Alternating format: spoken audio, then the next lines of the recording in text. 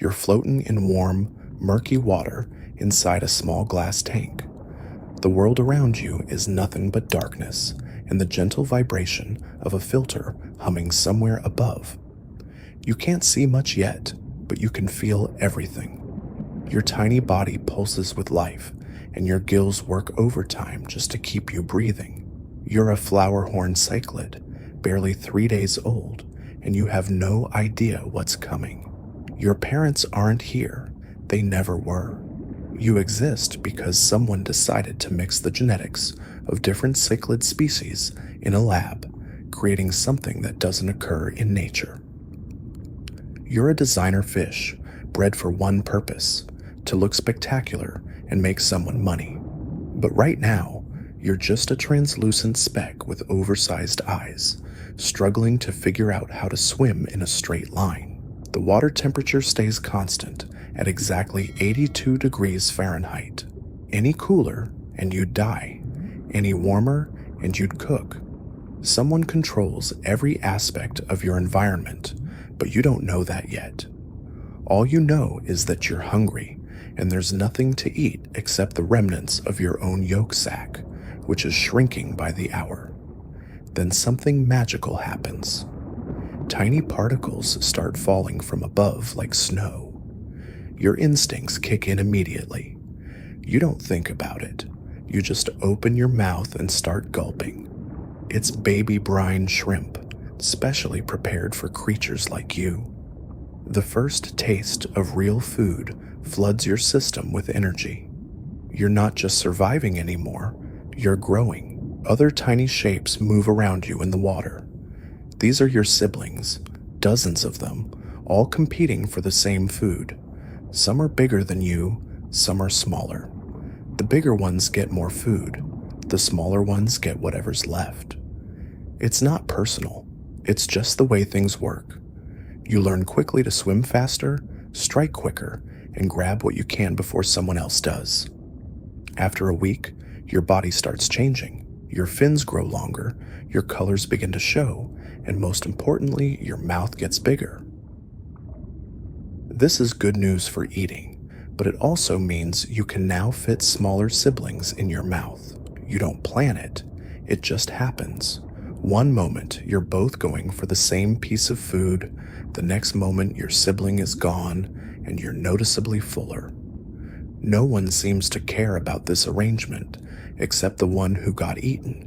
The tank you live in isn't huge, but it feels infinite when you're this small.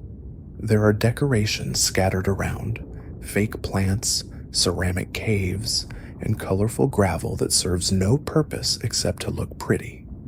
You explore everything, testing surfaces with your mouth, learning which hiding spots work best when the bigger fish get aggressive. Speaking of bigger fish, they're a problem, not your siblings, who are roughly your size, but the adults in the community tanks nearby. Sometimes you catch glimpses of them through the glass barriers, and they're terrifying, massive, colorful, with bulging foreheads and mouths that could swallow you whole. You don't know it yet, but that's your future. If you survive long enough, you'll look exactly like them. The person who feeds you shows up twice a day like clockwork. Their face appears above the water, a giant shadow blocking out the light. They sprinkle food with mechanical precision, never too much, never too little. Sometimes they stare at you and your siblings, making notes on a clipboard. You're not a pet to them, you're inventory. Some of you will be sold as juveniles, others will be grown out to breeding size. A few unlucky ones will become feeder fish for larger predators. As weeks pass, your personality starts emerging. Some of your siblings are timid, hiding whenever the feeding shadow appears. Others are aggressive, charging at anything that moves. You fall somewhere in the middle, cautious but opportunistic. You've learned to read the feeding schedule, positioning yourself near the surface just before mealtime. You've also learned which siblings to avoid and which ones you can push around. Your body is transforming rapidly now. What started as a generic fish shape is becoming something more distinctive. Your head is growing disproportionately large, your colors are deepening, and your fins are developing the flowing elegance that makes Flowerhorns valuable, but you're still months away from your full potential. The tank starts feeling smaller every day. What once seemed like an ocean now feels cramped. You bump into siblings constantly, and the competition for food is getting fierce. The weaker ones are disappearing, either eaten by stronger siblings or removed by the feeding shadow during routine cleanings. It's harsh, but it's also natural selection at work. Then comes the day everything changes. The feeding shadows appears with a net instead of food. This has happened before, but never to you. The net swoops down, and suddenly you're caught, lifted out of the only world you've ever known. The air hits your gills, and panic sets in. You thrash wildly, but there's nowhere to go. You're dropped into a plastic bag filled with water. The world becomes distorted, everything viewed through curved plastic walls. Other fish are in bags nearby, some your siblings, others complete strangers. You're all going somewhere, but you don't know where. The bag moves, sways, and eventually becomes still. Hours pass in the cramped bag. The water starts getting stale, and you can taste the buildup of waste. Some of the fish in other bags don't make it. You see them floating motionless as the journey continues. You focus on staying alive, conserving energy, breathing slowly and steadily.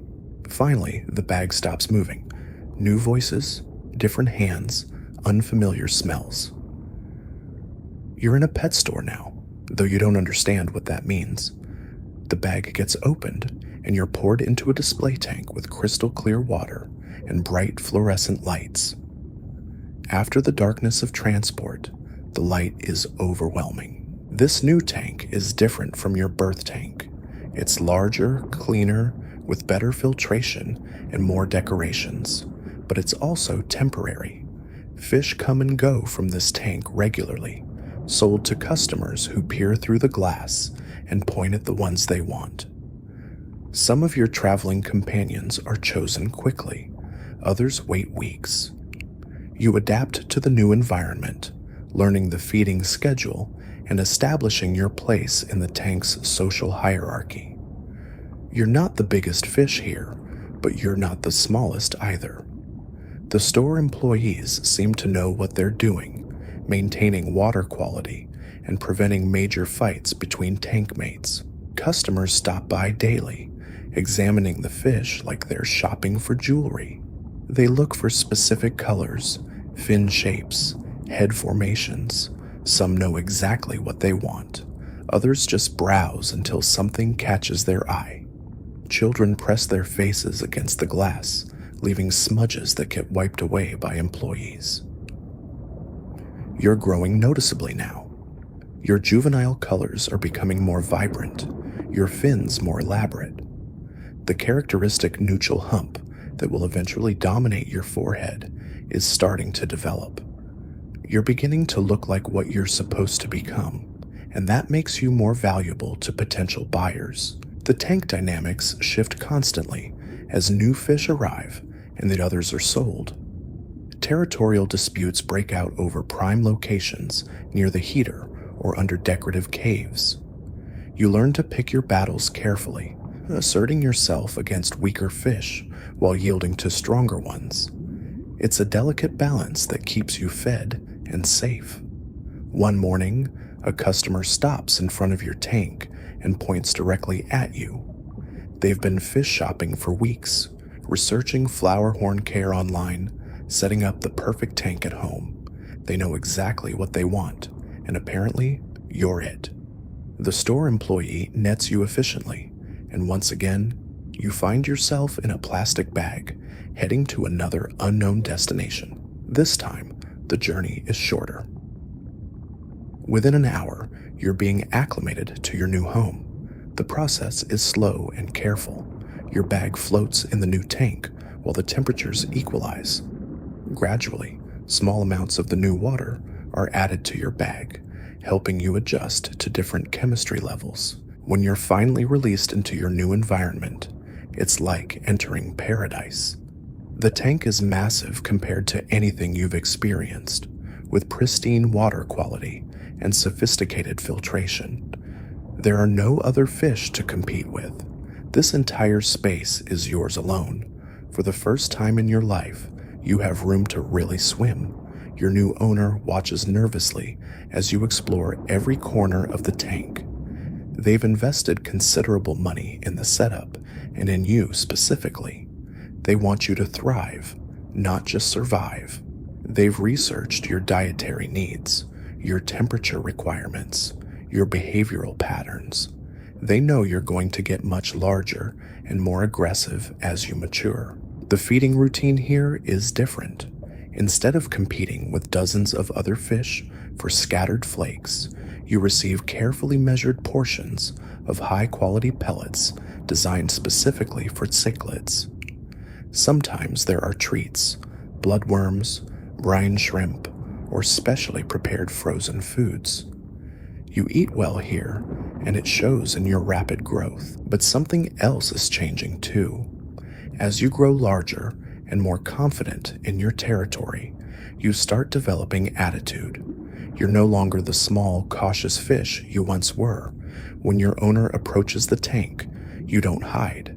You swim directly toward them, sometimes aggressively. You're testing boundaries, establishing dominance over your environment. This is just the beginning of your transformation from a helpless fry into one of the most spectacular and temperamental fish in the aquarium trade.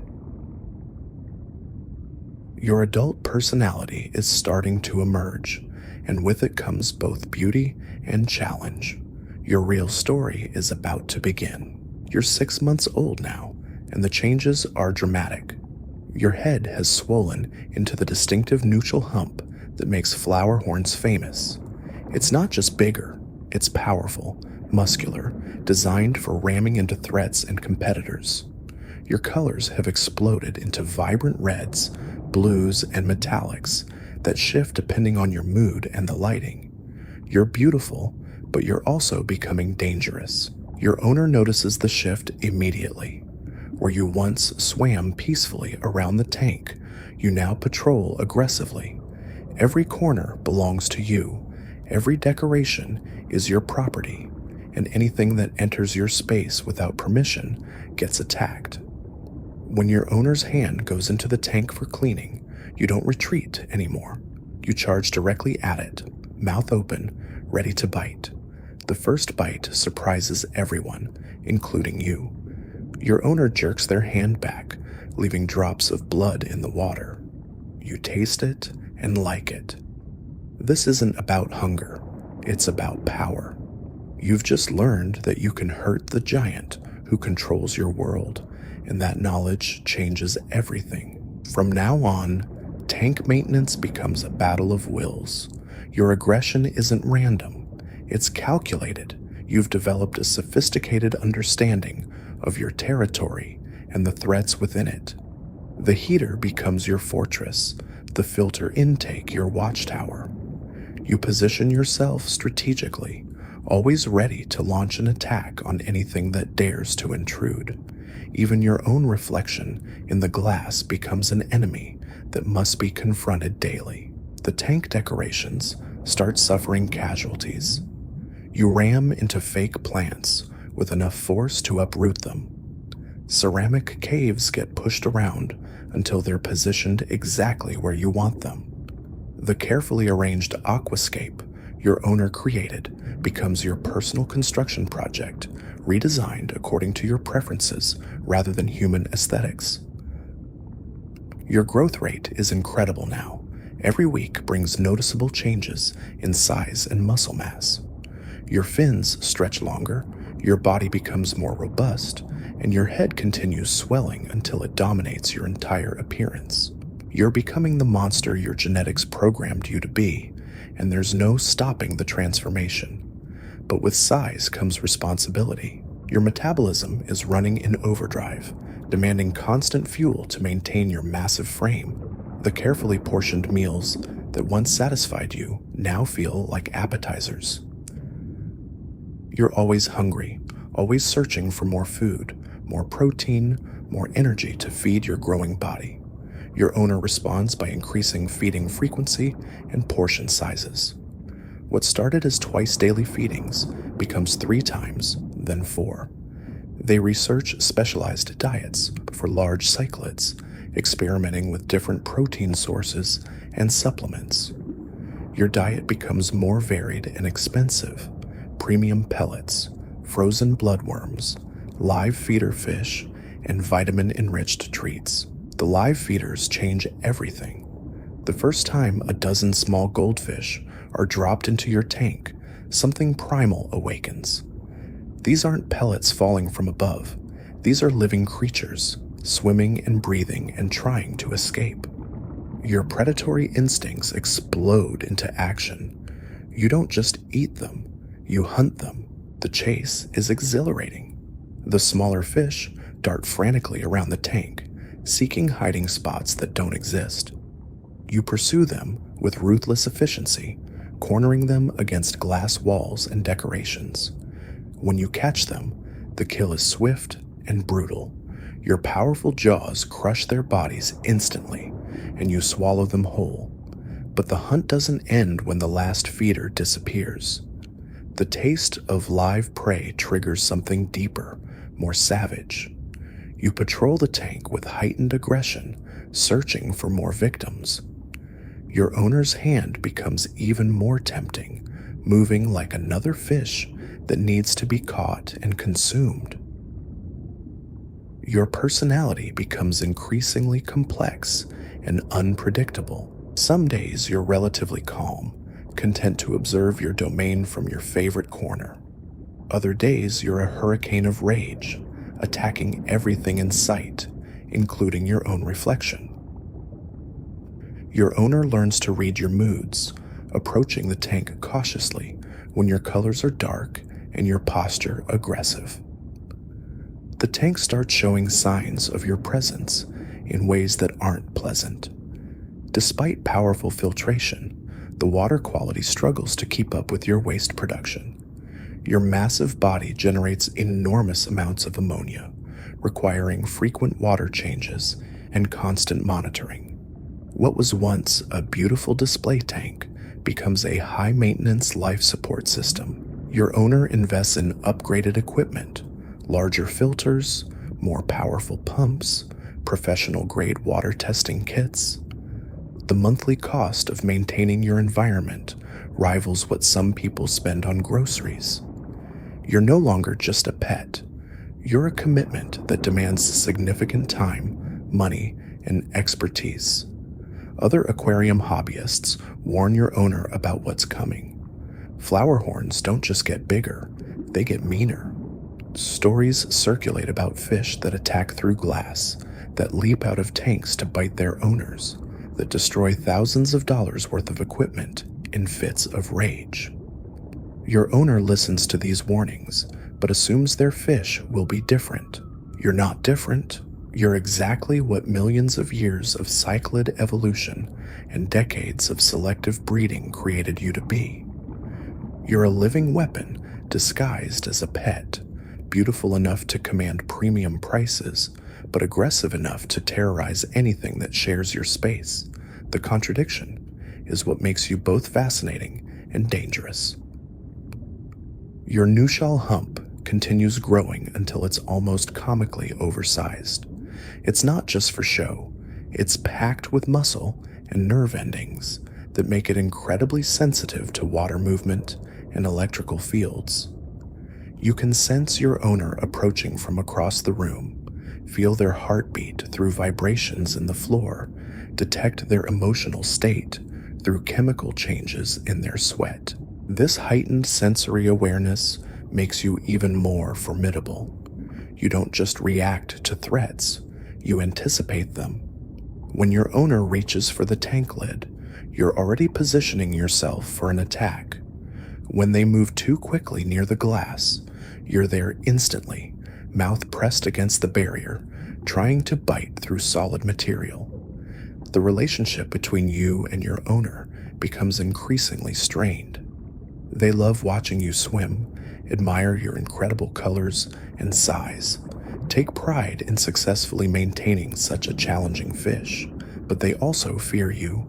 Every interaction carries the risk of injury. Every tank maintenance session becomes a carefully planned military operation.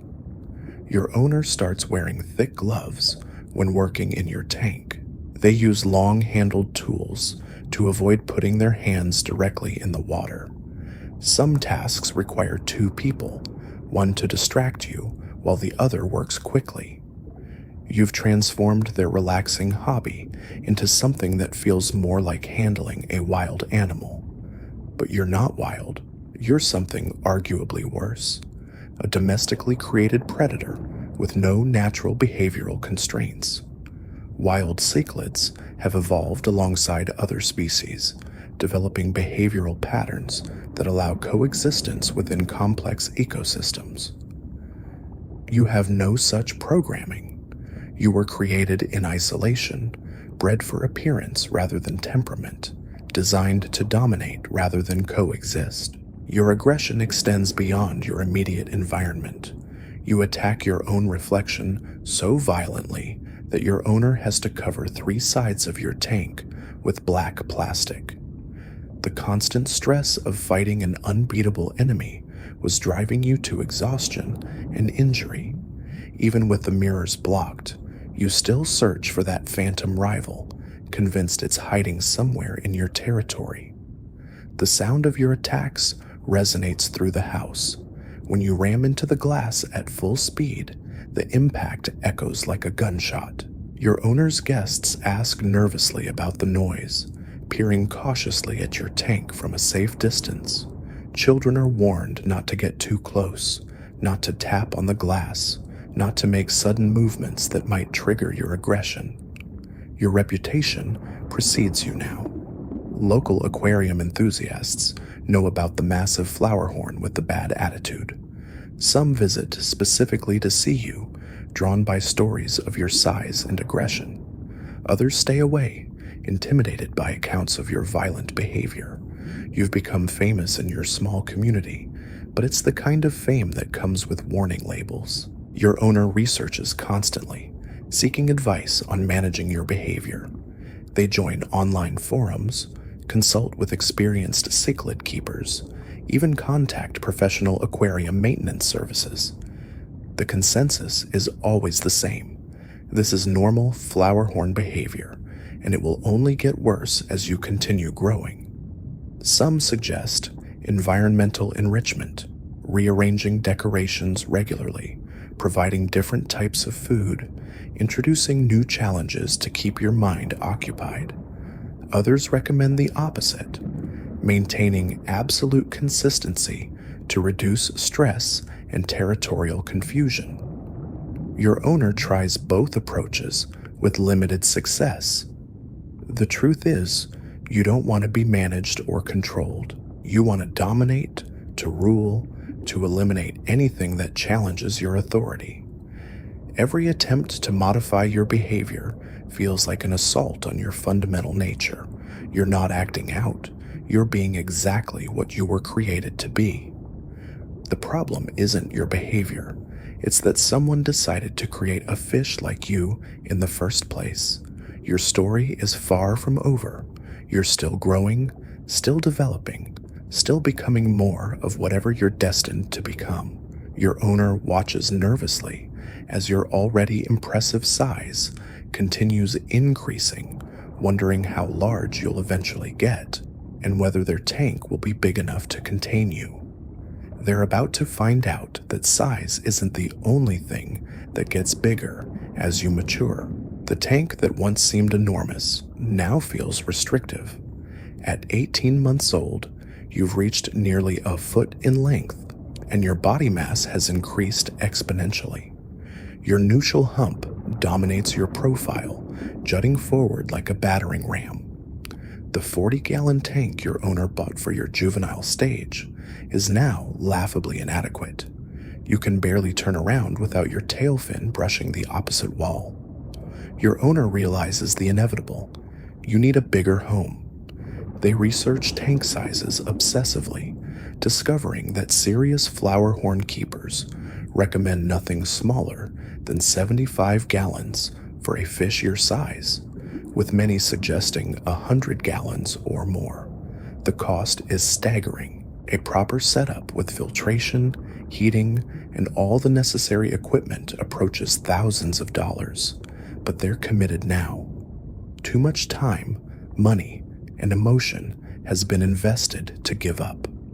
The new tank arrives on a Saturday morning, delivered by professionals who understand the weight and complexity of large aquarium systems.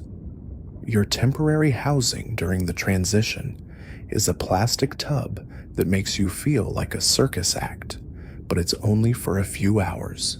When you're finally released into your new environment, the space feels infinite again. You can actually swim in straight lines, execute full turns, establish multiple territories within the same system. For the first few days, you're almost peaceful, too busy exploring to maintain your usual level of aggression. Almost peaceful, but not quite. The larger space doesn't calm your temperament, it amplifies it. With more territory to defend, you become more paranoid, more vigilant. Every corner must be patrolled, every surface inspected, every shadow investigated. So your energy levels spike as you work to establish dominance over this expanded domain. Your feeding requirements have become astronomical. The premium pellets that once satisfied you now disappear within seconds of hitting the water. Your owner feeds you 4 times daily, each meal costing more than what most people spend feeding their dog. The live feeder goldfish become a weekly tradition, sometimes twice weekly, when your aggression peaks and you need the stimulation of a hunt. But even goldfish aren't challenging enough anymore. Your owner upgrades to larger prey, adult minnows, small bass, even juvenile cichlids from other tanks. The hunts become more elaborate, lasting longer as your prey fights harder to survive. You've developed hunting strategies, learning to corner fish against specific decorations, using the water current to your advantage. Your intelligence becomes increasingly apparent. You recognize your owner's schedule, anticipating feeding times with precision. You've learned which sounds indicate food is coming. The refrigerator opening, the container lid being removed, footsteps approaching the tank. Your body language changes accordingly, shifting from territorial patrol to focused anticipation. You also remember slights and perceived injustices. When your owner accidentally bumps the tank while cleaning nearby, you hold a grudge for days, attacking their hand more viciously than usual during maintenance.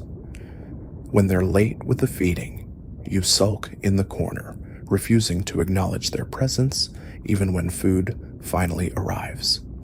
The relationship dynamics continue evolving in disturbing ways. Your owner has developed a genuine fear response to your presence. They check your location before approaching the tank, move slowly and deliberately to avoid triggering attacks, sometimes wake up at night worried about your welfare or their own safety. You've become less pet than adversary in a daily battle of wills. Your destructive capabilities have grown along with your body. The upgraded filtration system bears scars from your attacks, bite marks on intake tubes, scratches on impeller housings, bent guard screens. You've learned that attacking the equipment creates vibrations and sounds that bring your owner running, giving you attention and asserting your control over the environment. The decorative elements in your tank require constant replacement. Artificial plants get shredded within days of installation. Ceramic caves crack under the force of your ramming attacks. Even the substrate gets rearranged according to your architectural preferences, creating hills and valleys that serve your territorial purposes rather than aesthetic ones. Your owner experiments with different enrichment strategies. They introduce puzzle feeders designed to make you work for your meals, but you solve them within minutes and then destroy them out of apparent spite. They try rearranging decorations to provide novelty, but you interpret every change as an invasion that must be violently corrected. Mirror therapy becomes a desperate attempt to redirect your aggression.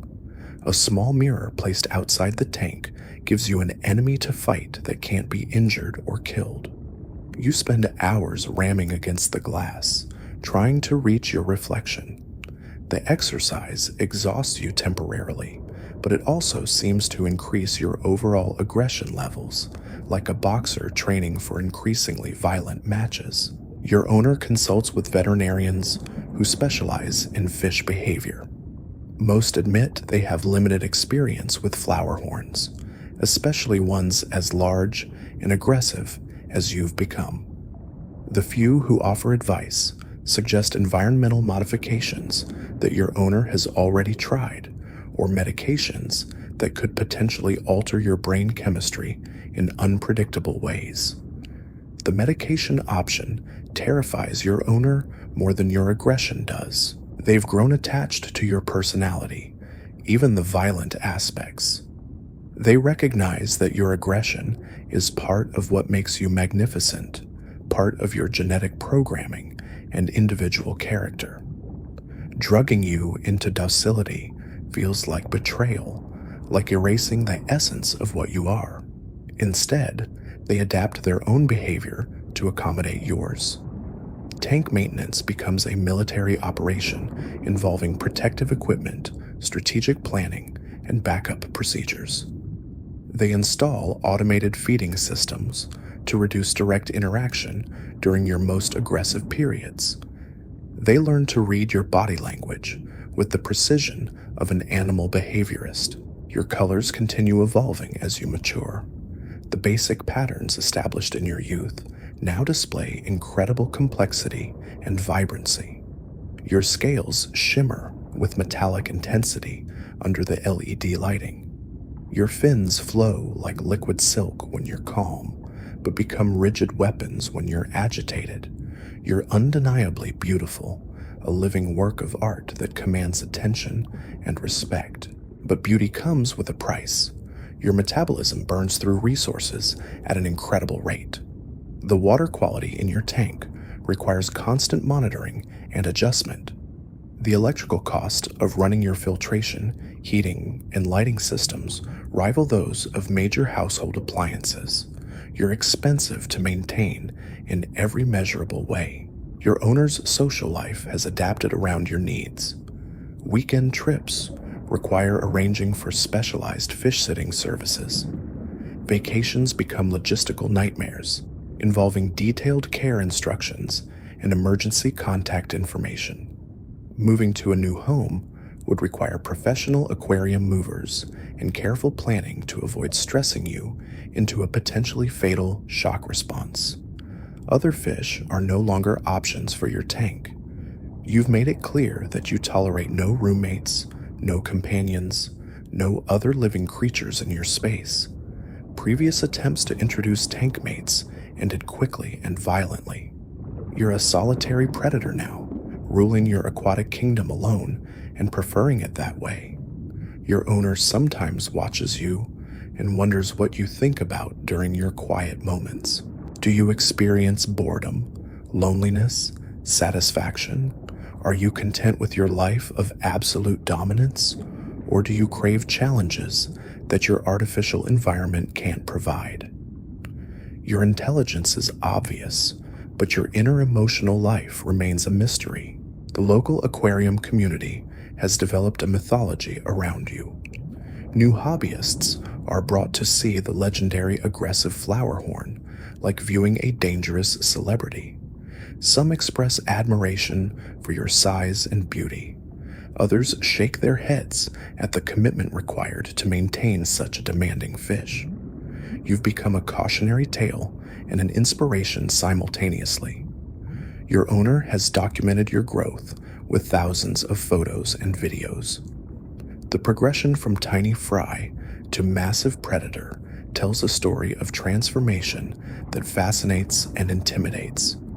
They share updates online, contributing to forums where Flowerhorn enthusiasts compare their fish's development and behavior patterns. But documenting your growth also reveals disturbing trends. Your aggression isn't plateauing, it's escalating. Your size isn't stabilizing, it's still increasing. Your demands aren't becoming more manageable, they're growing more complex and expensive. Your owner realizes they're not just caring for a large fish, they're managing an apex predator that will continue growing and demanding more resources for years to come. The question that haunts your owner's quiet moments is simple. What happens next? You're already pushing the limits of what's practical in a home aquarium setting. You're too aggressive for public display, too demanding for casual ownership, too specialized for most experienced fish keepers. You exist in a category of pet ownership that few people can handle, and fewer still would choose voluntarily. Your story continues unfolding in ways that surprise even experienced Cichlid breeders. You're writing the playbook for extreme Flowerhorn ownership, establishing new benchmarks for size, aggression, and care requirements. Every day brings new challenges that test the limits of the human-fish relationship. Your owner looks at you sometimes and sees both their greatest aquarium achievement and their most demanding responsibility.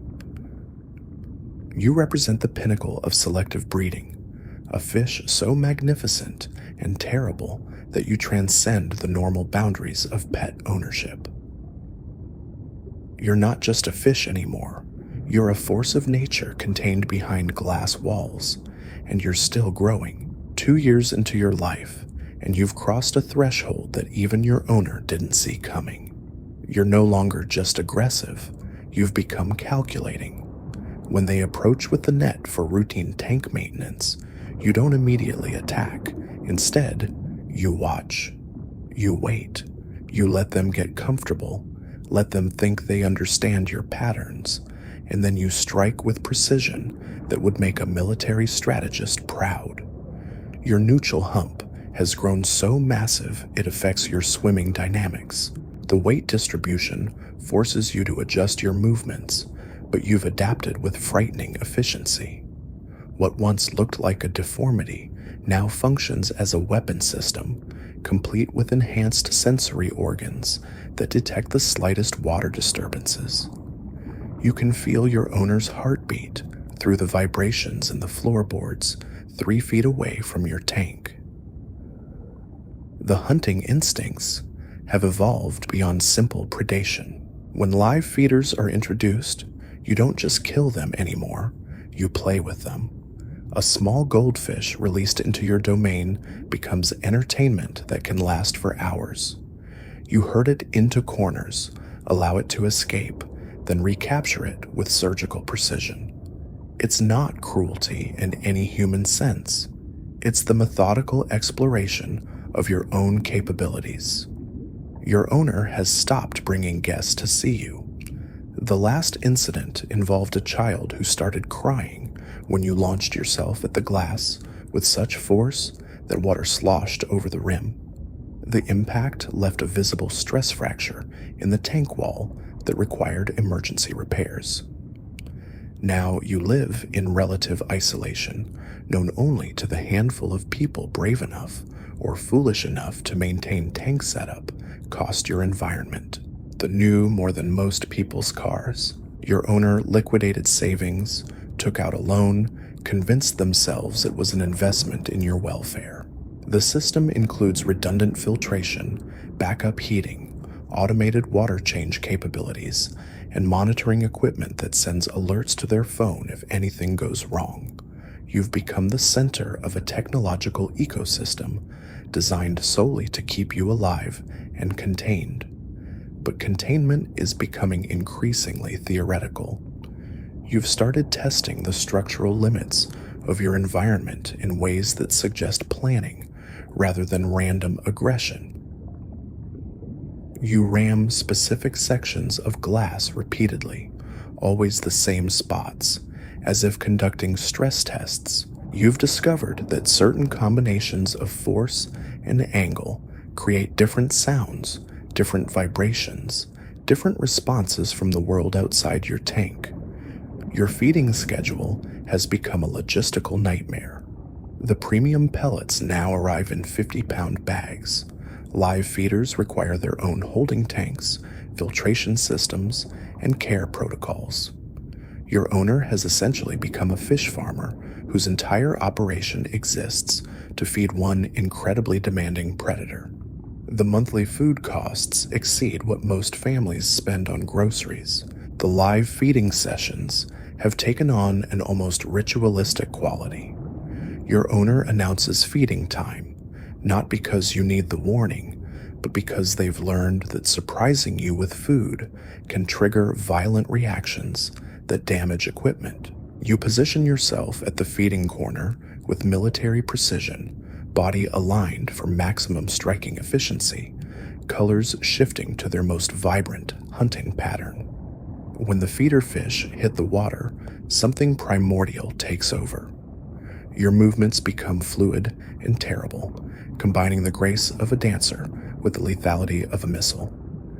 You don't waste energy on unnecessary motions. Every strike is calculated. Every pursuit ends in capture. The smaller fish don't stand a chance, but they provide the stimulation your predatory brain requires to function properly. Between hunts, you patrol your territory with the dedication of a security guard. Every decoration gets inspected, every corner investigated, every surface tested for changes or intrusions. Your owner has learned not to move anything without preparation. Even shifting a piece of driftwood by an inch can trigger hours of aggressive investigation as you determine whether this change represents a threat to your dominance. Your intelligence manifests in disturbing ways. You've learned to associate specific sounds with different types of interactions. The refrigerator door opening means food is coming. Footsteps in the hallway mean potential feeding time. The sound of the equipment cabinet opening means tank maintenance and possible conflict. You respond to each stimulus with appropriate preparation, positioning yourself strategically before your owner even enters the room. The relationship between you and your caretaker has evolved into something resembling a Cold War. There's mutual respect born of necessity, but also underlying tension that never fully dissipates. Your owner admires your magnificence while simultaneously planning for the possibility that you might eventually become impossible to manage safely. You tolerate their presence while constantly evaluating whether they represent food, threat, or irrelevant background noise. Your size continues increasing at a rate that alarms even experienced Cichlid keepers. Online forums buzz with speculation about your eventual maximum dimensions. Some suggest you might reach lengths approaching 2 feet, weights exceeding 10 pounds. Others argue that such growth is impossible in captivity, that your genetics will eventually impose natural limits. Your owner hopes they're right while secretly fearing they're wrong. The physical demands of maintaining your environment have forced lifestyle changes that extend far beyond the aquarium hobby. Your owner has developed back problems from lifting heavy equipment and water containers. Their electricity bills have doubled. Their home insurance required modifications after the agent learned about the hundreds of gallons of water suspended above the living room floor. Local aquarium stores have begun stocking specialized equipment specifically for your owner's needs. Custom-made filters, industrial-grade heaters, reinforced tank accessories, designed to withstand the abuse you dish out daily. You've inadvertently created a small economy centered around containing and caring for a single fish that pushes every boundary of practical pet ownership. Your owner documents everything obsessively, partly out of scientific curiosity and partly out of legal necessity. Insurance companies want proof that proper precautions are being taken. Veterinarians need detailed behavioral records to provide meaningful advice. The online community of extreme cichlid keepers follows your progress like researchers studying a unique specimen. But you're not a specimen or a research subject. You're a living creature with complex needs, drives, and capabilities that exceed your artificial environment's ability to satisfy them. Every day brings new evidence that you're outgrowing not just your physical constraints, but the entire concept of being someone's pet. You exist in a category that the pet industry never anticipated and isn't equipped to handle. Your aggression has begun manifesting in ways that suggest frustration rather than simple territorial behavior. You attack your own equipment not because it threatens you, but because it represents limitations on your freedom. The filter intakes, heater guards, and decoration anchors all bear the scars of your attempts to reshape your world according to your preferences rather than safety requirements. The mirror experiments have been discontinued after you cracked 3 separate pieces of glass trying to reach your reflection. Your owner realized that providing you with an unbeatable enemy was causing psychological stress that manifested in increased aggression toward everything else in your environment. Now the tank walls are covered with black backgrounds, creating a cave-like atmosphere that seems to reduce your agitation slightly.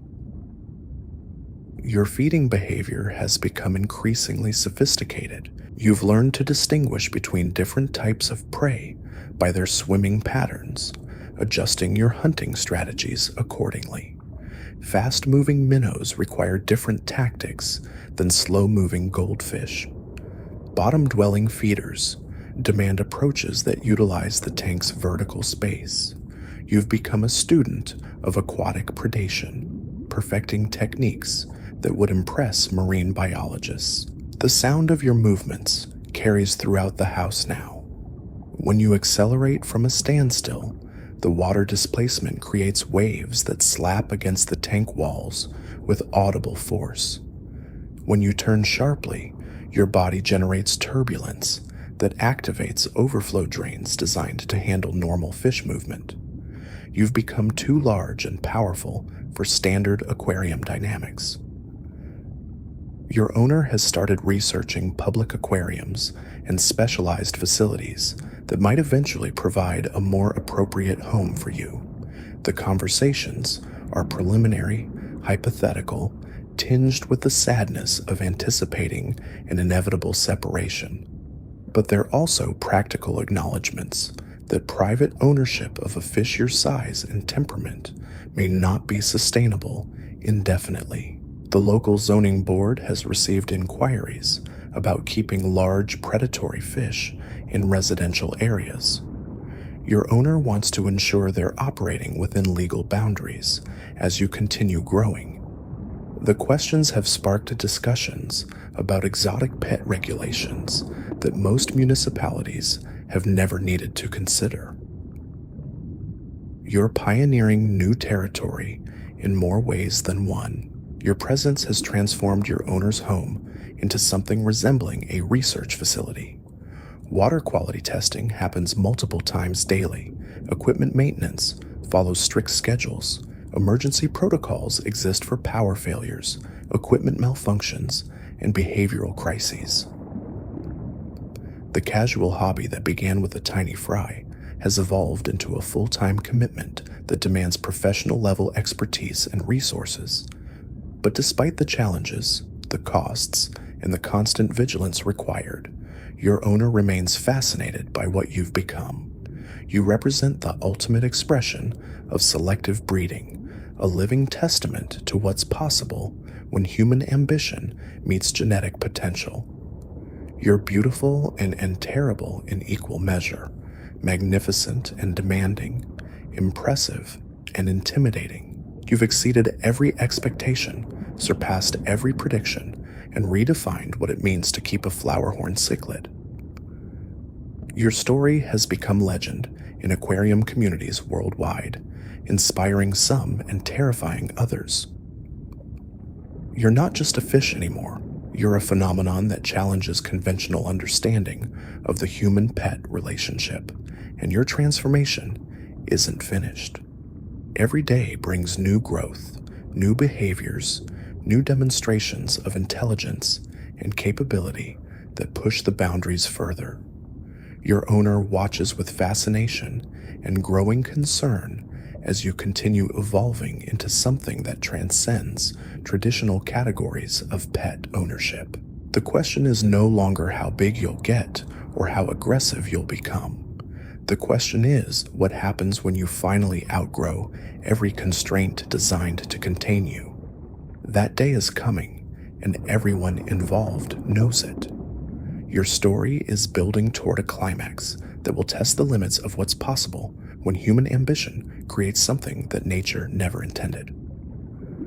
Your legacy is already being written in the forums, videos, and cautionary tales shared by aquarium enthusiasts around the world. You've become a case study in the unintended consequences of selective breeding, a living reminder that creating the perfect predator might mean creating something that can't coexist peacefully with its creators. The tank that houses you isn't just an aquarium anymore. It's a containment system holding back a force of nature that grows more powerful every day. Your owner understands this reality, even as they continue providing the care you demand. They've committed to seeing your story through to whatever conclusion awaits, knowing that they're participants in something unprecedented and potentially dangerous. You sense their apprehension, their growing awareness that you represent both their greatest achievement and their most serious responsibility. The dynamic between predator and caretaker continues evolving in ways that neither species evolved to handle. You're writing new rules for a relationship that pushes both participants beyond their natural limits. Your future remains unwritten, but the trajectory is clear. You'll continue growing, demanding, testing boundaries until something gives way, whether that's your physical constraints, your owner's capabilities, or the fundamental assumptions about keeping predatory fish as pets remains to be seen, but change is coming, and everyone involved can feel it building like pressure behind a dam. 3 years old now, and your owner faces a reality they've been dreading but can't ignore any longer. The 100-gallon tank that seemed impossibly large when you were smaller now looks like a prison cell. You measure nearly 16 inches from nose to tail, your body thick and muscular, your neutral hump so pronounced it changes the entire profile of your head. When you move quickly, the water displacement creates miniature tsunamis that activate the emergency overflow systems. Your behavior has crossed a line that even experienced aggressive fish keepers find alarming. You don't just attack perceived threats anymore, you hunt them. When your owner's reflection appears in the glass during evening hours, you don't charge mindlessly, you stalk. You position yourself at the angles that maximize impact potential. You wait for the perfect moment, then launch yourself with such force that the entire tank shudders on its stand. The structural engineering of your environment has become a serious concern. Your owner consulted with a contractor after discovering stress fractures in the tank seams. The recommendation was immediate reinforcement or replacement with something designed for industrial rather than residential use. The cost estimate exceeded $10,000, not including the specialized installation and ongoing maintenance requirements. Your feeding sessions now require protective equipment that makes your owner look like they're handling radioactive materials. Thick leather gloves extend past their elbows. Safety glasses protect against water splashes that come with enough force to cause injury. A mesh screen covers the tank opening during maintenance. though you've already bent several sections testing their durability. The live feeders have become a weekly necessity rather than an occasional treat. Your predatory drive demands stimulation that dead food simply cannot provide. But sourcing appropriate prey has become increasingly difficult. Pet stores refuse to sell feeder fish to someone they know is feeding a predator of your size and appetite. Your owner has established relationships with commercial fish breeders who understand the realities of maintaining large cichlids. The feeding process itself has evolved into something that resembles wildlife management more than pet care. Dozens of feeders must be quarantined, treated for diseases, and maintained in separate systems before introduction to your tank.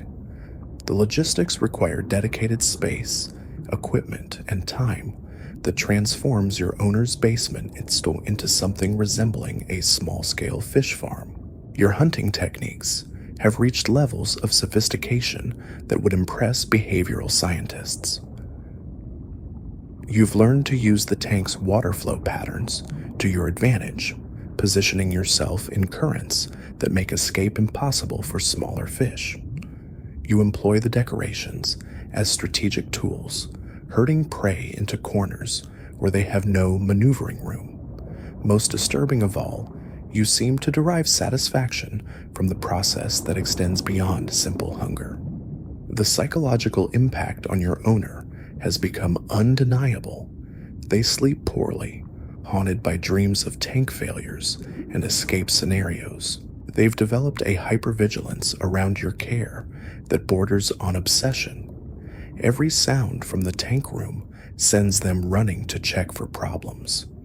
They've installed security cameras that allow remote monitoring of your behavior patterns throughout the day and night.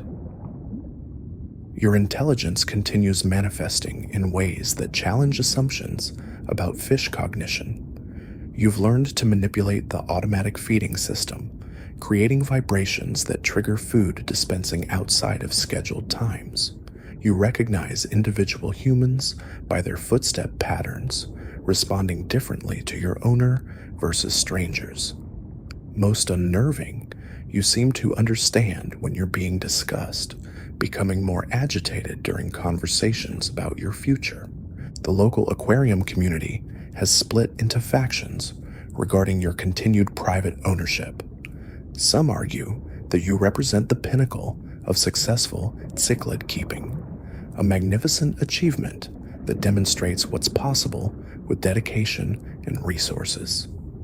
Others contend that you've grown beyond the scope of responsible pet ownership, that your needs can no longer be met in a residential setting. Your owner has contacted every major public aquarium within a 500-mile radius. Most politely decline, explaining that their insurance policies don't cover fish with documented aggressive behavior toward humans. The few that express interest require extensive behavioral evaluations, facility modifications, and liability waivers that make the transfer process prohibitively complex. Private collectors represent another potential option, though these conversations reveal the darker side of extreme fish keeping. Some collectors view aggressive specimens as trophies, status symbols that demonstrate their ability to handle dangerous fish. Others see them as breeding stock for producing even more extreme offspring. Your owner realizes that transferring you to such individuals might not improve your welfare or reduce the risks you represent. The possibility of euthanasia has been discussed with veterinarians, though none are eager to undertake the procedure. Your size makes standard methods impractical, and your intelligence raises ethical questions that most professionals prefer not to confront. The few who offer services require extensive justification and legal documentation that your owner isn't prepared to provide. Meanwhile, you continue your relentless growth and behavioral evolution. Your daily routine has become more complex, more ritualized. You patrol your territory according to precise schedules, inspect specific locations at regular intervals, and maintain behavioral patterns that suggest a level of environmental awareness that exceeds simple territorial instinct. Your color changes have become a communication system that your owner has learned to interpret with uncomfortable accuracy. Deep reds indicate high aggression levels and imminent attacks. Pale colors suggest illness or stress that requires immediate attention. Metallic flashes accompany hunting behavior, while darker patterns indicate territorial patrol mode. You've developed a visual vocabulary that transcends normal fish behavior.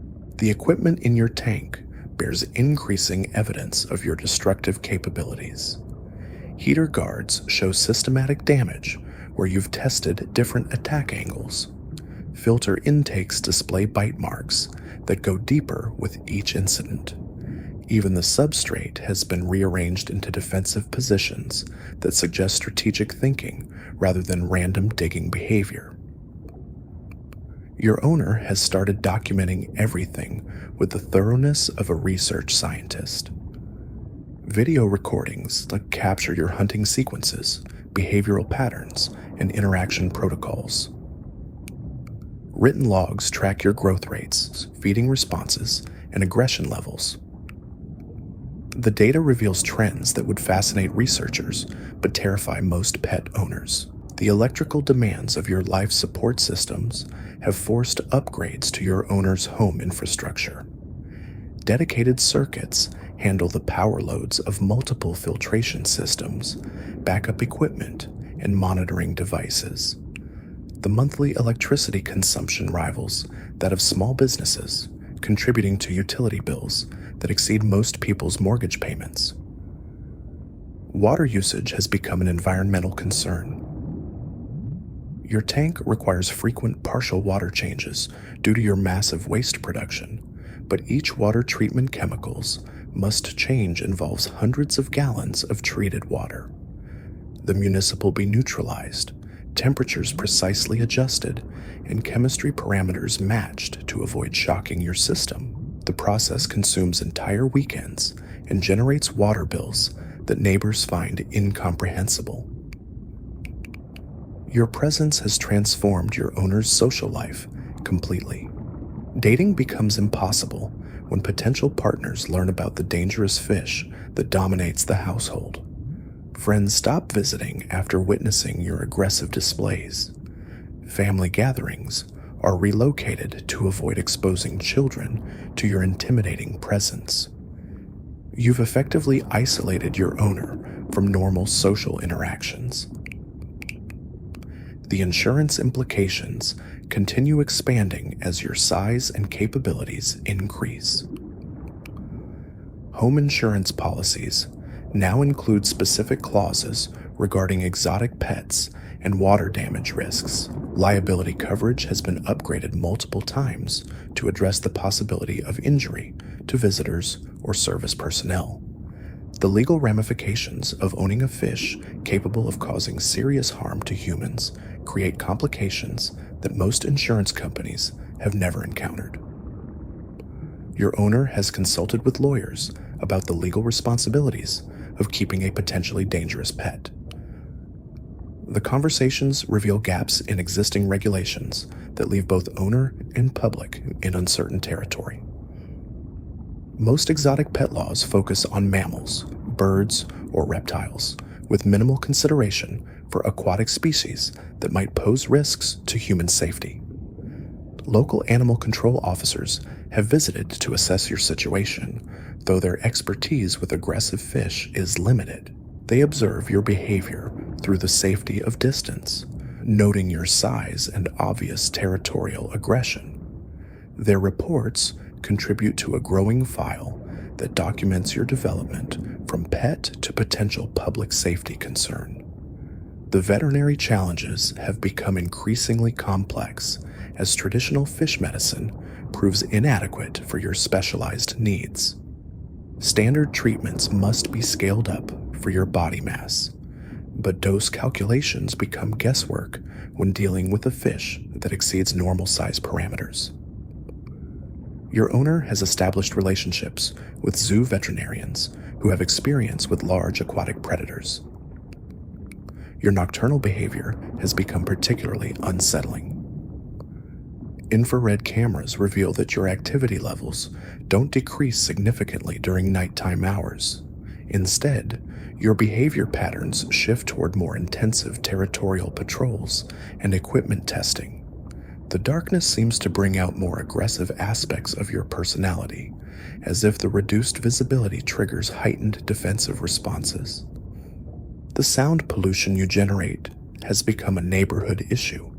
The impacts of your movements against tank walls, equipment, and decorations create noise levels that carry through apartment walls and disturb neighbors' sleep. Complaints to building management have resulted in discussions about noise ordinances and their application to pet-related activities. Your owner has started researching custom tank construction that might provide a more appropriate long-term solution. The designs resemble small swimming pools more than traditional aquariums, with reinforced walls, commercial-grade filtration, and safety features that acknowledge your dangerous capabilities. The construction costs approach those of luxury automobiles, assuming suitable contractors can even be found. The psychological toll on your owner continues mounting. They've developed chronic stress symptoms that their doctor attributes to the demanding nature of your care requirements. Sleep deprivation from constant monitoring, financial strain from escalating costs, and social isolation from your disruptive presence combine to create health impacts that extend far beyond typical pet ownership challenges. Yet despite everything, your owner remains committed to your welfare. They recognize that you didn't choose to become what selective breeding created you to be. You're following genetic programming that humans manipulated for aesthetic purposes without considering the behavioral consequences. The responsibility for managing those consequences falls to the people who created and purchased fish like you. Your story has become a cautionary tale shared in aquarium forums worldwide. New Flowerhorn owners read about your development with fascination and growing concern. Some use your example to justify their own decisions to maintain smaller, less aggressive specimens. Others see you as the ultimate goal, the pinnacle achievement that validates their commitment to extreme cichlid keeping.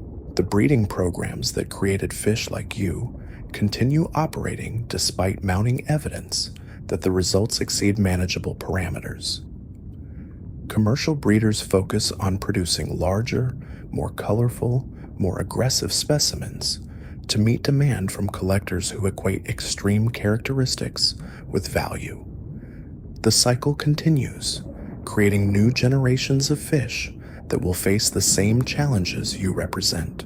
Your influence extends beyond individual ownership to the broader aquarium industry. Equipment manufacturers develop stronger, more durable products specifically designed to withstand abuse from large, aggressive cichlids. Insurance companies create new policy categories for exotic aquatic pets. Legal systems grapple with regulations that address the unique risks posed by dangerous fish. The scientific community has taken notice of your exceptional development. Researchers studying cichlid behavior, selective breeding outcomes, and human-animal relationships have requested access to your owner's documentation. Your case represents unprecedented data about the long-term consequences of extreme artificial selection in aquarium fish, but you remain unaware of your broader significance. You exist in your controlled environment, following instincts that evolution and human manipulation programmed into your genetic code. Your world consists of territory to defend, prey to hunt, and perceived threats to eliminate. The complexity of the human systems required to contain you exists beyond your comprehension or concern. Your daily routine continues with mechanical precision. Morning patrols establish territorial boundaries, Feeding times provide opportunities for predatory expression. Evening activities focus on security assessments and equipment testing. The patterns repeat with variations that suggest both intelligence and growing restlessness with environmental limitations. The question that haunts everyone involved with your care remains unanswered. What happens when an unstoppable force meets immovable constraints? Your growth trajectory shows no signs of plateauing. Your aggression levels continue escalating. Your demands for space, stimulation, and resources increase exponentially. Something will eventually give way under the pressure you represent. Your owner watches you with a mixture of pride and apprehension, knowing that they've successfully maintained one of the most challenging fish in the aquarium hobby, while simultaneously creating a situation that pushes the boundaries of safety and practicality. Every day brings you closer to exceeding the final limitations that separate contained predator from unmanageable threat. The infrastructure supporting your existence operates at maximum capacity, held together by constant vigilance, unlimited financial commitment, and growing expertise in managing a fish that transcends normal categories. But infrastructure can fail, finances can be exhausted, and expertise has limits when dealing with something that evolution never intended to exist. Your legacy is already written in the scarred equipment, reinforced structures, and modified behaviors of everyone who encounters you. You've redefined what's possible in Cichlid keeping while simultaneously demonstrating why some possibilities should remain unexplored. You represent both the pinnacle of selective breeding success and its most troubling consequences. The climax of your story approaches with the inevitability of physics. The forces you embody will eventually exceed the constraints designed to contain them.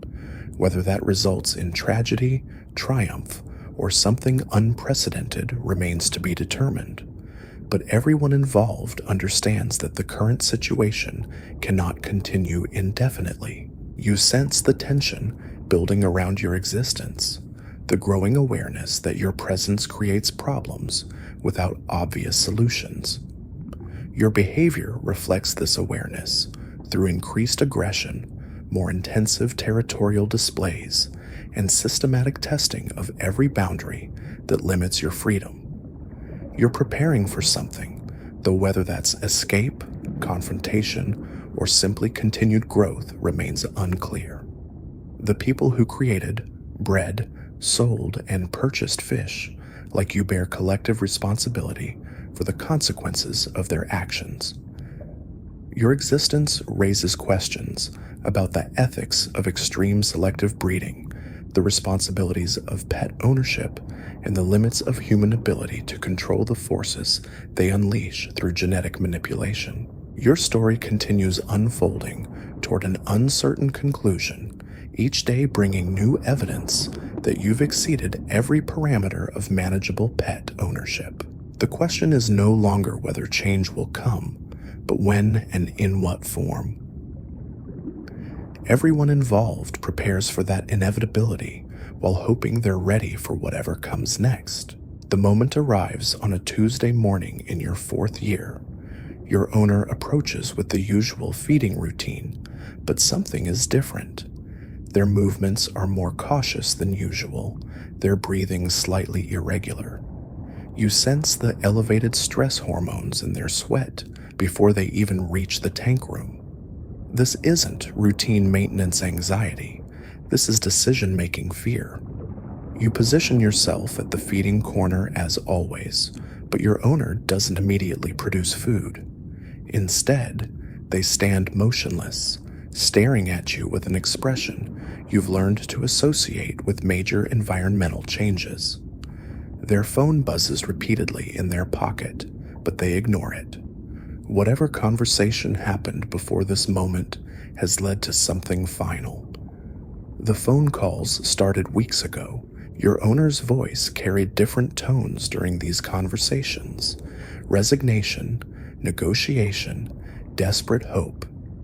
You didn't understand the words, but you recognized the emotional patterns. These weren't routine discussions about food suppliers or equipment maintenance. These were conversations about you, your future, your increasingly impossible present situation. Your size has stabilized at 18 inches, but your weight continues increasing as your body develops the thick musculature of a mature predator. The scale readings shock even your experienced owner. 12 pounds of pure aggressive fish, packed with enough muscle mass to generate impacts that crack reinforced glass. You're not just large anymore, you're genuinely dangerous to everything around you. The tank modifications have reached their practical limits. Steel reinforcement brackets shore up stress points in the glass. Industrial filtration systems cycle thousands of gallons per hour to manage your waste production. The entire setup resembles laboratory equipment more than pet supplies, but even these extreme measures are showing signs of strain under your relentless testing. Your behavioral patterns have evolved into something that resembles psychological warfare. You've learned that sustained attacks on specific equipment components will eventually bring your owner running with tools and replacement parts. The maintenance sessions provide stimulation and assert your control over the environment. You're not just damaging equipment, you're training your human to respond to your demands. The feeding requirements have crossed into territory that borders on wildlife management. Your owner maintains 3 separate breeding tanks just to produce enough live prey to satisfy your hunting instincts. The weekly feeder fish deliveries arrive in trucks rather than cars. Your food costs exceed what most people spend on rent, but your owner continues paying because the alternative is watching you waste away from behavioral starvation. Your hunting displays have become increasingly elaborate performances. When new prey enters your domain, you don't immediately strike. You circle, stalk, demonstrate your capabilities before delivering the killing blow. These aren't feeding sessions anymore. They're exhibitions of predatory mastery that serve psychological needs beyond simple nutrition. The insurance company finally drew their line after the latest structural assessment. The policy cancellation letter cited unacceptable risk levels associated with exotic aquatic predator maintenance in residential setting. Your owner spent days on the phone with different providers, but your reputation preceded these conversations. No one wants to insure a house containing a fish capable of causing significant property damage or human injury. Local authorities have become increasingly interested in your situation. Animal control officers visit monthly now, documenting your growth and behavioral patterns. Their reports contribute to discussions about exotic pet regulations that could affect hobbyists throughout the region. You've inadvertently become a test case for legislation that doesn't yet exist. Your owner's health continues deteriorating under the stress of maintaining your increasingly demanding requirements. Chronic back problems from lifting heavy equipment, sleep disorders from constant worry about system failures, financial strain that has eliminated every luxury and most necessities beyond your care costs. You've become a full-time job that pays in stress rather than salary. The social isolation has become complete. Your owner's family stopped visiting after you cracked the tank wall during a holiday dinner, sending guests fleeing from what they assumed was an imminent catastrophe. Friends make excuses to avoid the house where a genuinely dangerous predator dominates every conversation and activity. Dating is impossible when potential partners learn about the fish that consumes your owner's entire life. Professional consultations have exhausted every local resource. Marine biologists express fascination with your development, but offer no practical solutions for managing your continued growth. Veterinarians specializing in exotic species admit they lack experience with anything approaching your size and aggression levels. Zoo administrators politely decline involvement while privately expressing concern about the precedent your case might establish. The online aquarium community has split into increasingly hostile factions regarding your continued private ownership. Hardcore cichlid enthusiasts defend your owner's right to maintain whatever fish that they can afford and manage. Animal welfare advocates argue that your needs exceed what any residential setting can provide.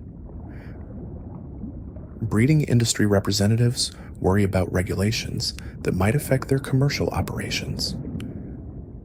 Your nocturnal activities have escalated to levels that threaten the structural integrity of your containment system. Infrared cameras reveal systematic attacks on tank joints, equipment mounts, and support structures. You're not randomly aggressive anymore. You're methodically testing every component for weaknesses. The behavior suggests planning capabilities that exceed normal fish intelligence parameters. The electrical demands have forced another infrastructure upgrade. Dedicated transformers handle the power requirements of your life support systems. The monthly utility bills exceed what many families spend on housing. Your carbon footprint rivals that of small businesses, creating environmental guilt that compounds your owner's growing list of concerns about maintaining your artificial costs have become prohibitive as ecosystem. Water treatment. Your waste production overwhelms standard filtration capabilities. Commercial-grade systems cycle continuously to maintain water quality parameters within acceptable ranges. The chemical costs alone could fund several modest aquarium setups, but your needs consume everything while demanding more. Your owner has started researching permanent solutions that acknowledge the impossibility of continued residential maintenance.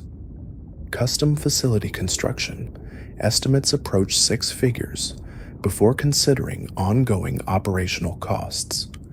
Public aquarium partnerships require insurance coverage that no company will provide. Private collectors demand guarantees about your behavior that no one can honestly give. The documentation process has become obsessive as your owner prepares for whatever transitions awaits. Every behavioral pattern gets recorded, analyzed, and cataloged. Growth measurements track changes that continue exceeding predictions. Video evidence captures hunting sequences that demonstrate capabilities beyond normal cichlid parameters. The data tells a story of artificial selection gone beyond manageable limits. Legal consultations reveal the absence of precedent for situations like yours. Exotic pet regulations focus on terrestrial species with established risk assessment protocols. Aquatic predators exist in a regulatory void that leaves both owners and authorities without clear guidance. Your case will likely establish new legal frameworks, regardless of how your situation resolves. The veterinary challenges have become medical puzzles without established solutions. Your size requires drug dosages calculated through extrapolation rather than established protocols. Standard treatment procedures must be modified for a fish that exceeds every normal parameter. Emergency medical intervention would require equipment and expertise that most facilities simply don't possess. Your psychological complexity continues manifesting in ways that challenge assumptions about fish consciousness. You demonstrate clear recognition of individual humans, responding differently to familiar versus unfamiliar people. Your territorial behaviors suggest spatial reasoning that extends beyond simple conditioning. Most disturbing, you seem to understand when you're being evaluated, becoming more aggressive during assessment visits. The breeding industry's response to your case reveals the commercial pressures that created fish like you. Market demand for extreme specimens drives continued selection for size, aggression, and color intensity without consideration for long-term consequences. Your existence validates breeding programs while simultaneously demonstrating their potential dangers. Your influence on equipment manufacturers has sparked development of products specifically designed for managing dangerous aquatic predators. Reinforced tank systems, protective maintenance equipment, and emergency containment protocols represent new market segments created by the challenges you embody. Your needs are driving innovation in directions the aquarium industry never anticipated. The scientific interest in your development has attracted researchers studying artificial selection outcomes in captive populations. Your case provides data about the long-term consequences of extreme selective breeding pressure. The results suggest that pushing genetic boundaries beyond natural parameters creates organisms that exceed manageable limits. Your daily routines have become increasingly ritualized as environmental limitations frustrate your expanding territorial instincts. Morning patrols follow precise patterns that maximize coverage of available space. Feeding responses demonstrate hunting strategies adapted to confined conditions. Evening activities focus on systematic boundary testing that grows more intensive over time. The financial calculations reveal the unsustainable trajectory of your care costs. Monthly expenses continue escalating as your size and needs expand. Equipment replacement schedules accelerate under your relentless attacks. Emergency repairs consume savings faster than they can be replenished. Your owner faces the mathematics of impossible commitment. Your presence has transformed a residential property into something resembling a research facility or containment site. Specialized equipment, monitoring systems, and safety protocols create an environment that exists solely to support one fish's increasingly extreme requirements. The infrastructure investment exceeds what most people spend on entire homes. The neighborhood impact has become undeniable as your care requirements generate noise, traffic, and concerns among surrounding residents. Delivery trucks arrive weekly with specialized supplies. Equipment maintenance creates disturbances at unusual hours. Emergency service visits raise questions about activities that neighbors don't understand but increasingly fear. Your owner's transformation mirrors your own development in disturbing ways. Once a casual hobbyist, they've become an expert in managing dangerous predators through necessity rather than choice. Their knowledge base now exceeds that of many professionals, but expertise gained under duress carries psychological costs that extend far beyond the aquarium hobby. The timeline of your story reveals acceleration toward an inevitable crisis point. Each month brings new challenges that push existing solutions beyond their limits. Every successful adaptation to your growing needs creates new problems that demand even more extreme responses. The spiral continues upward with mathematical inevitability.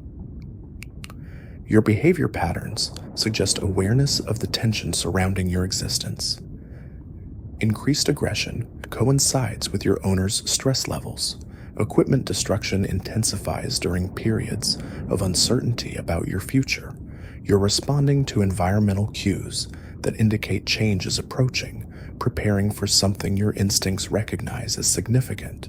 The conversations about your future have shifted from hypothetical to urgent as your continued growth makes current arrangements unsustainable.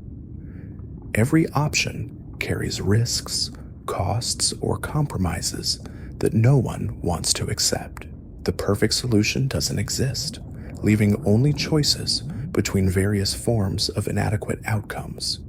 Your legacy extends beyond individual ownership to influence policy discussions about exotic pet regulations, breeding industry standards, and public safety considerations. Your case will be cited in legal proceedings, academic research, and industry guidelines for years to come. You've become more than a fish. You're a cautionary tale about the unintended consequences of human ambition. The infrastructure supporting your existence operates at maximum capacity, with no reserve margins for continued growth or increased demands. Every system runs continuously at design limits while you continue testing boundaries that grow thinner each day. The mathematics of containment approach their breaking point with each passing week. Your owner stares at you through the reinforced glass, recognizing both their greatest achievement and their most impossible responsibility.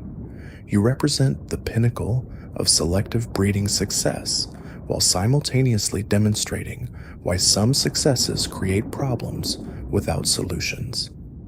The contradiction defines your existence and shapes everyone's response to your continued presence.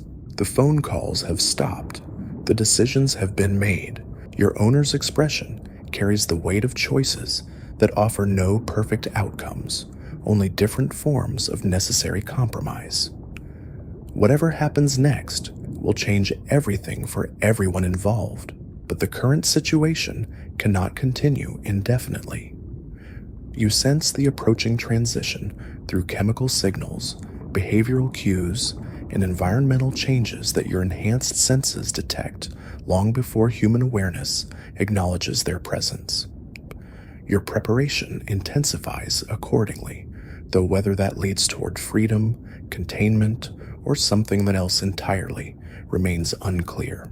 The story continues building toward its inevitable climax, where artificial selection meets natural limits, where human ambition confronts unintended consequences, where the perfect predator finally exceeds every boundary designed to contain its magnificent and terrible existence. The morning arrives with unusual silence. Your owner stands before your tank longer than normal, but their hands remain still. No feeding schedule, no equipment checks, no routine maintenance. Instead, they make a phone call that changes everything. The conversation is brief, professional, final. When they hang up, you notice their stress hormones spike to levels you've never detected before. Within hours, strangers arrive at the house. These aren't the usual delivery personnel or maintenance workers you've grown accustomed to intimidating. These people move with the confidence of professionals who understand dangerous animals. They wear protective equipment and carry specialized tools designed for situations exactly like yours. You recognize threat assessment when you see it. The lead technician approaches your tank with respect rather than fear. They've handled aggressive fish before, though probably never one quite like you. Their movements are calculated, their positioning strategic. They're not here for routine service. They're here to solve a problem that's grown beyond your owner's ability to manage alone. Your owner explains your behavioral patterns, feeding requirements, and aggression triggers with the thoroughness of someone documenting a dangerous weapon. The technicians listen carefully, taking notes about your hunting strategies, territorial responses, and equipment destruction capabilities. They're building a profile that will determine how to handle what happens next. The conversation reveals details about your destination that your owner has been researching for months. It's not a public aquarium or private collector. It's something else entirely.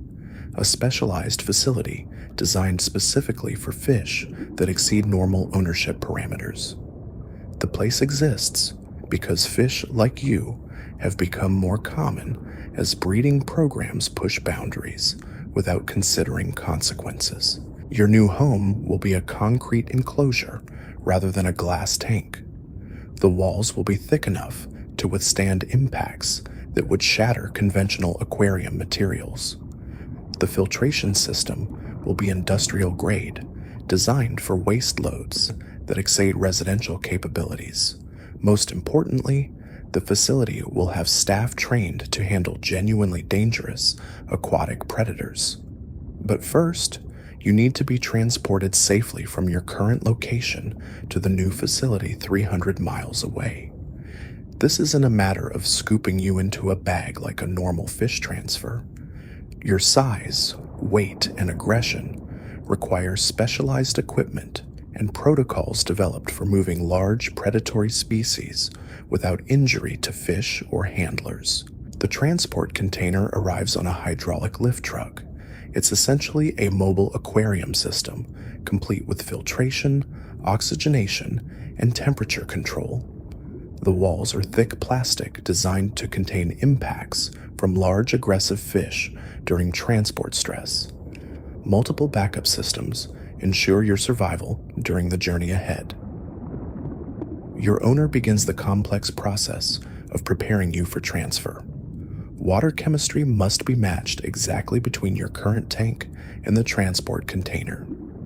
Temperature differentials could shock your system fatally.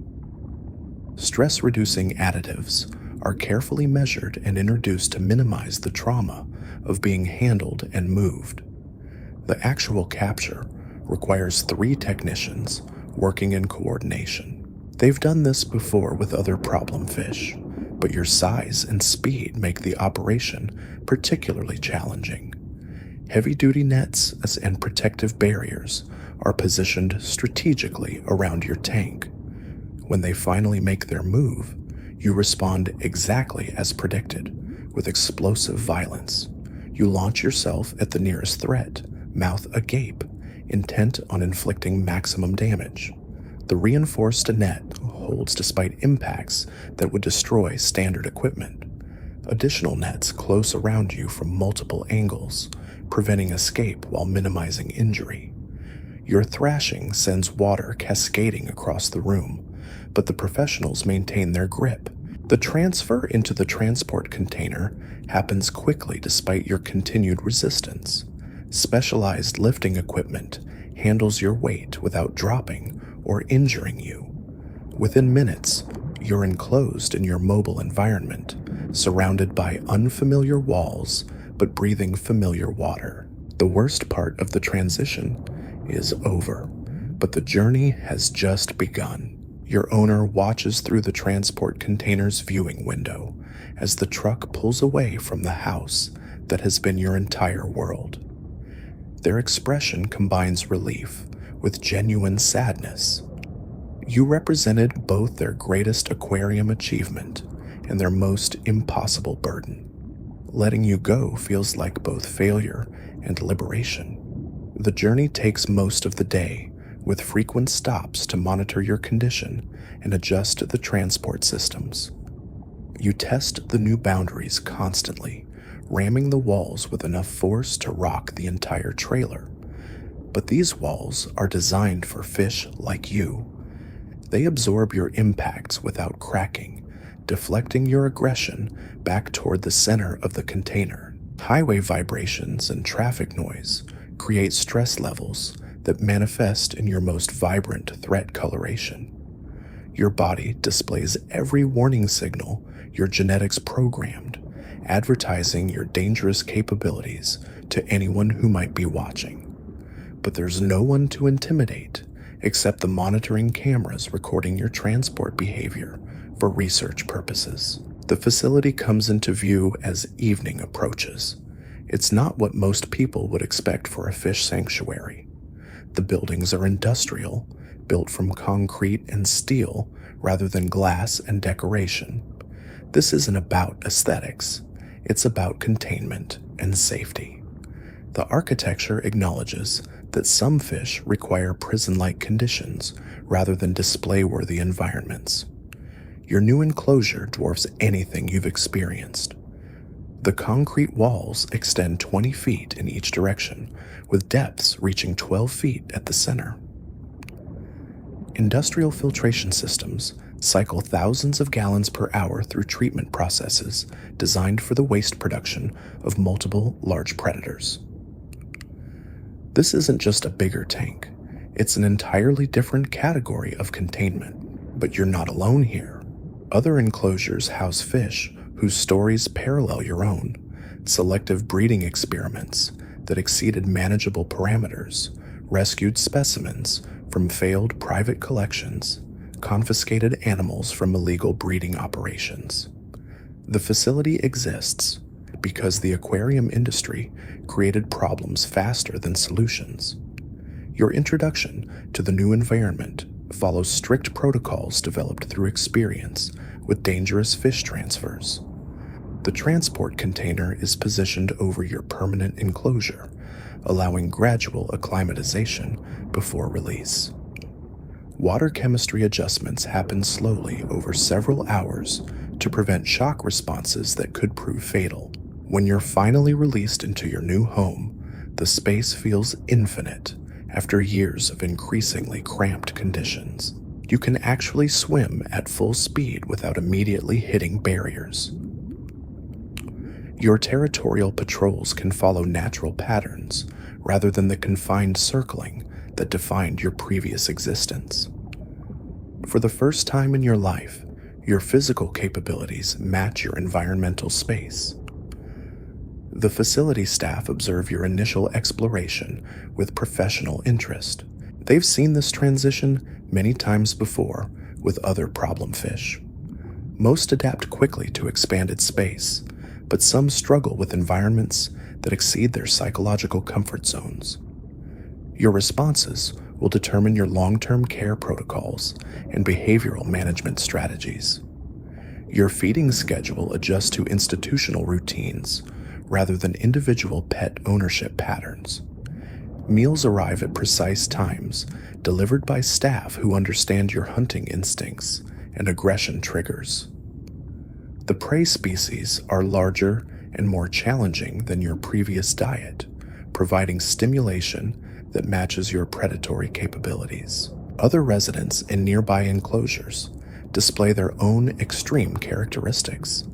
Some are larger than you, others more aggressive, a few showing color patterns that exceed even your spectacular displays. You're no longer unique. You're part of a collection that represents the outer boundaries of what selective breeding can produce. The facility operates with military precision because the consequences of mistakes could be catastrophic. Every procedure has backup protocols. Every staff member trains extensively in emergency response. Every piece of equipment exceeds normal specifications because normal specifications aren't adequate for managing fish like you. Your behavior patterns shift as you adapt to institutional life. The constant testing of boundaries that characterized your private ownership becomes less intense when the boundaries are genuinely unbreachable. You still display aggression, but it's directed toward appropriate targets rather than frustrated attempts to escape inadequate containment. The research opportunities your presence provides contribute to scientific understanding of extreme selective breeding outcomes. Behavioral studies document your intelligence, territorial responses, and social interactions with other specimens. The data helps researchers understand the long-term consequences of pushing genetic boundaries beyond natural parameters. Your former owner visits occasionally, observing your adaptation to institutional care. They express satisfaction that you're thriving in an environment designed for your specific needs, but also sadness that private ownership ultimately proved impossible. Your case has influenced their advocacy for stronger regulations on extreme breeding programs. The facility's existence acknowledges uncomfortable truths about the aquarium industry's relationship with artificial selection. Creating spectacular fish generates commercial profits, but managing the results requires institutional resources that exceed most private capabilities.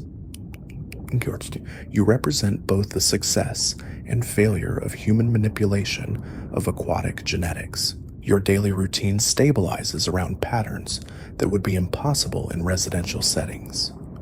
Morning hunting sessions utilize live prey species that provide genuine challenges. Territorial patrols cover distances that allow natural behavioral expression. Evening activities include environmental enrichment designed specifically for large predatory fish. The staff develops individual relationships with each resident based on behavioral patterns and response characteristics. You're known for calculated aggression rather than random violence, strategic thinking rather than simple territorial defense. Your reputation among the professionals reflects respect for your capabilities rather than fear of your presence. Your influence extends beyond the facility to policy discussions about exotic pet regulations and breeding industry standards. Legislators visit to observe firsthand the consequences of unregulated artificial selection. Your case provides concrete evidence for arguments about preventing future problems rather than simply managing existing ones. The cost of your institutional care exceeds anything possible in private ownership, but it's distributed across funding sources rather than individual resources. Research grants, educational programs, and advocacy organizations contribute to maintaining facilities for fish whose needs exceed normal parameters. Your care becomes a shared responsibility rather than impossible individual commitment. Your story becomes part of educational programs designed to inform potential fish owners about the realities of extreme selective breeding outcomes. Students learn about genetic manipulation consequences through direct observation of fish whose characteristics exceed manageable limits. Your presence teaches lessons that theoretical discussions cannot convey. The facility's research contributes to improved breeding practices that consider long-term consequences rather than simply maximizing extreme characteristics. Your behavioral data influences discussions about establishing limits on artificial selection programs before they create unmanageable organisms. Prevention becomes preferable to institutional containment. Your adaptation to institutional life demonstrates resilience that exceeds expectations. Given appropriate space, stimulation, and professional care, even fish with your extreme characteristics can thrive in controlled environments. The key is matching environmental provisions to actual needs, rather than attempting to force natural organisms into artificial constraints. The other residents provide social stimulation that was impossible during your solitary private ownership. While direct interaction remains dangerous, visual and chemical communication with other large predators satisfies behavioral needs that isolation couldn't address. You're part of a community again, albeit one requiring careful management. Your nocturnal behavior patterns become research subjects that contribute to understanding cichlid psychology under artificial conditions. Camera systems document activities that reveal intelligence, problem-solving capabilities, and social awareness that exceed typical fish parameters. The data challenges assumptions about aquatic consciousness and behavioral complexity. The facility's success with managing fish, like you, influences development of similar institutions in other regions. Your case provides operational data for designing containment systems, developing care protocols, and training staff to handle genuinely dangerous aquatic predators. Your legacy includes making institutional care possible for future problem fish. Your continued growth stabilizes within the expanded environment, suggesting that space limitations contributed to the stress responses that characterized your private ownership period. With adequate territory to patrol and defend, your behavioral patterns become more natural and less destructively focused on boundary testing. The professional staff's approach to your care balances respect for your predatory nature with safety requirements that protect both fish and humans. Their expertise allows management of your aggression without attempting to eliminate characteristics that define your identity. You remain dangerous, but controllably so. Your presence attracts researchers studying the intersection of genetics, behavior, and environmental requirements in artificially selected organisms. Your case provides data about the limits of private ownership for extreme breeding outcomes. The research influences both scientific understanding and policy development. The facility's educational mission includes demonstrating responsible alternatives to private ownership of unmanageable animals. Visitors observe that institutional care can provide better welfare outcomes than inadequate private facilities. Your story becomes advocacy for appropriate placement rather than ownership restrictions. Your behavioral complexity continues manifesting in ways that surprise even experienced staff. Problem-solving abilities, social recognition, and environmental manipulation demonstrate intelligence that exceeds normal fish parameters. You're not just a large, aggressive predator. You're a cognitively complex organism whose needs extend beyond simple containment. The institutional environment allows expression of natural behaviors that private ownership couldn't accommodate. Your hunting strategies develop sophistication possible only with adequate space and appropriate prey species. Territorial behaviors follow patterns that reflect evolutionary programming rather than frustrated aggression against inadequate barriers. Your care costs remain substantial but manageable within institutional budgets designed for exotic species maintenance. Professional staff efficiency, shared resources, and specialized equipment make your requirements sustainable in ways that private ownership couldn't achieve. Institutional care succeeds where individual commitment failed. Your story continues unfolding within parameters that acknowledge your nature rather than attempting to modify it. You remain a magnificent and dangerous predator, but one whose needs are met through professional management rather than impossible private dedication. Your existence finds balance within institutional constraints designed specifically for fish whose characteristics exceed normal limits. The facility represents recognition that some breeding outcomes require specialized solutions rather than conventional pet ownership approaches. Your presence validates the need for institutional alternatives while demonstrating that appropriate care can manage even the most extreme artificial selection results. Your legacy influences both scientific understanding and policy development regarding the responsibilities created by genetic manipulation of domestic animals. You embody the consequences of pushing boundaries without considering long-term implications, but also demonstrate that appropriate solutions can manage even the most challenging outcomes. Your future unfolds within an environment designed to accommodate your specific needs while protecting both your welfare and public safety. You've found your place in a world that acknowledges what you are rather than attempting to force you into categories that don't fit your unique characteristics. Your transformation from impossible pet to appropriately managed specimen represents hope for other fish whose breeding exceeded manageable parameters. The institutional solution that works for you could work for others, providing alternatives to euthanasia or continued inadequate private care. Your story continues, but now within boundaries that can actually contain your magnificent and terrible nature while allowing expression of the characteristics that make you both beautiful and dangerous.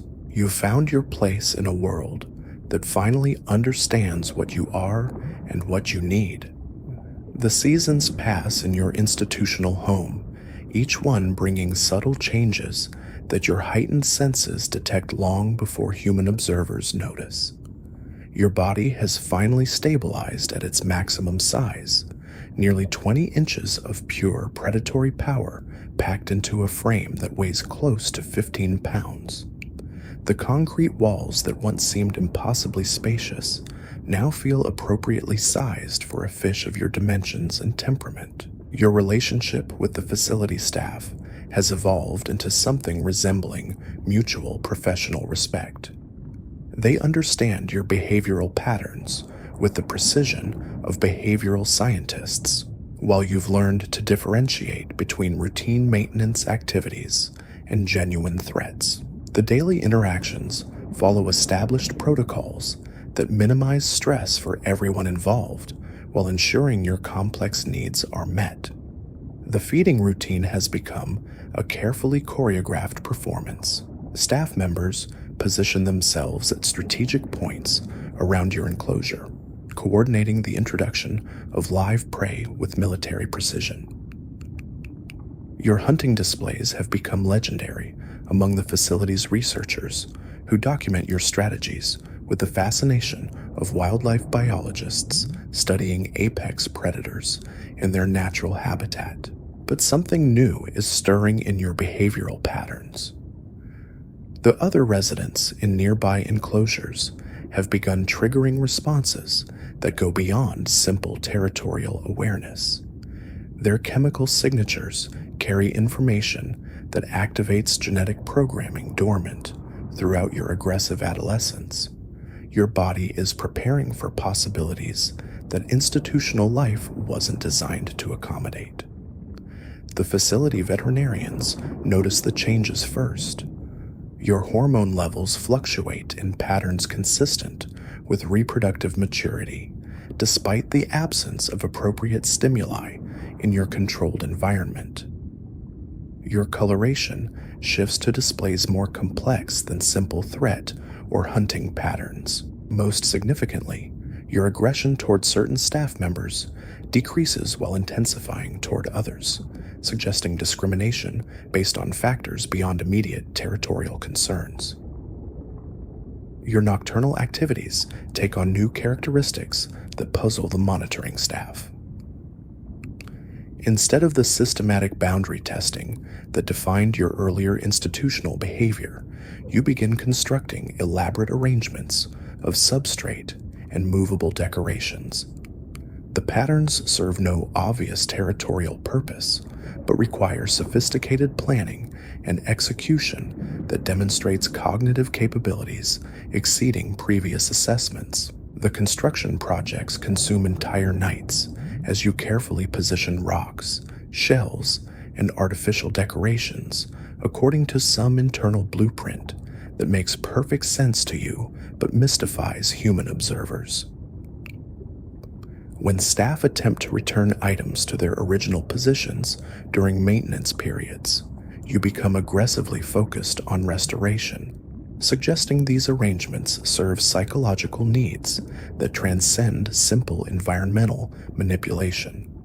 Research teams studying your behavioral evolution recognize the symptoms of reproductive readiness in an environment that cannot possibly satisfy such instincts. Your genetic programming demands expression of behaviors that millions of years of cichlid evolution have refined, but artificial selection has amplified beyond natural parameters. You're experiencing drives designed for wild lake systems while confined to concrete walls. The facility administrators face decisions about managing reproductive behaviors in fish whose breeding potential exceeds all reasonable limits. Your offspring would likely inherit your size, aggression, and intelligence, while potentially exceeding even your extreme characteristics. The ethical implications of allowing such breeding programs continue generating debate among professionals who understand the consequences. Your awareness of other large predators in nearby enclosures intensifies as reproductive hormones flood your system. The chemical communication that passes between concrete barriers carries information about potential mates whose characteristics might complement your own genetic profile. Your responses suggest sophisticated assessment capabilities that evaluate compatibility based on factors humans barely understand. The facility's educational programs showcase your reproductive behaviors as examples of how genetic programming persists even under artificial conditions. Visitors observe your construction activities and territorial displays while learning about the complexities of managing animals whose instincts exceed their environmental constraints. Your story becomes a case study in the unintended consequences of extreme selective breeding. Your appetite changes as reproductive energies redirect metabolic resources toward different biological priorities. The ravenous consumption that characterized your growth phases moderates as your body allocates energy toward reproductive preparation rather than continued size increases. Staff adjust feeding protocols accordingly while monitoring your condition for signs of nutritional deficiency.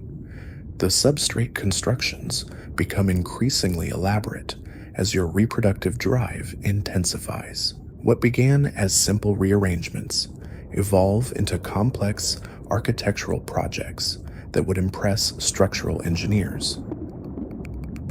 You demonstrate understanding of water flow dynamics, weight distribution, and aesthetic principles that suggest intelligence levels approaching those of higher vertebrates. Your interaction patterns with facility staff shift as hormonal changes alter your threat assessment protocols. Individuals who previously triggered maximum aggression responses now receive more measured reactions, while others face escalated hostility based on factors that remain mysterious to human observers. The discrimination suggests social intelligence that exceeds typical fish parameters. The facility's research program documents your reproductive behaviors as unprecedented data about artificial selection outcomes in mature specimens. Your case provides insights into how extreme genetic manipulation affects not just physical characteristics, but also behavioral complexity and cognitive development. The implications extend far beyond aquarium management to broader questions about genetic engineering ethics. Your construction projects begin incorporating elements that suggest symbolic thinking rather than purely functional architecture. Certain arrangements serve no obvious territorial or reproductive purpose, but require sophisticated planning and execution. The patterns hint at aesthetic preferences or communication attempts that transcend immediate biological needs. The other institutional residents respond to your reproductive displays with their own behavioral changes. Chemical communication carries information between enclosures that triggers responses in fish whose own genetic programming recognizes reproductive significance. The facility becomes a network of interconnected behavioral systems centered around your hormonal activities. Staff observations reveal that your reproductive behaviors follow complex cycles that correspond to environmental cues invisible to human perception. Lighting changes, barometric pressure fluctuations, and seasonal temperature variations trigger responses that suggest internal biological clocks calibrated to natural systems despite your artificial environment. Your territorial patrols take on ceremonial qualities as reproductive drives transform simple boundary maintenance into elaborate displays of fitness and capability. Each circuit of your enclosure becomes a performance designed to advertise your genetic superiority to potential mates who exist only in your instinctual imagination. The facility veterinarians monitor your hormonal cycles with the attention typically reserved for endangered species breeding programs. Your case represents unprecedented data about reproductive biology in extremely modified organisms. The research contributes to understanding how artificial selection affects not just appearance, but fundamental biological processes. Your response to environmental enrichment items changes as reproductive priorities override simple territorial concerns. Objects that previously served as obstacles to destroy or territories to defend become construction materials for increasingly sophisticated architectural projects. Your relationship with your environment transforms from adversarial to collaborative. The facility's funding organizations take interest in your reproductive research potential despite the ethical complications of actually allowing breeding. Your case provides opportunities to study genetic expression in extreme artificial selection outcomes without the risks associated with producing offspring that might exceed even your challenging characteristics. Your behavioral complexity attracts researchers from universities studying consciousness and intelligence in non-mammalian species. Your problem-solving abilities, social discrimination, and symbolic construction activities provide data about cognitive capabilities that challenge assumptions about fish intelligence. You've become a research subject whose significance extends beyond aquarium science. The institutional environment adapts to accommodate your reproductive behaviors through modified enrichment protocols and specialized monitoring equipment. Your construction activities receive dedicated space and materials designed to satisfy psychological needs while maintaining safety standards.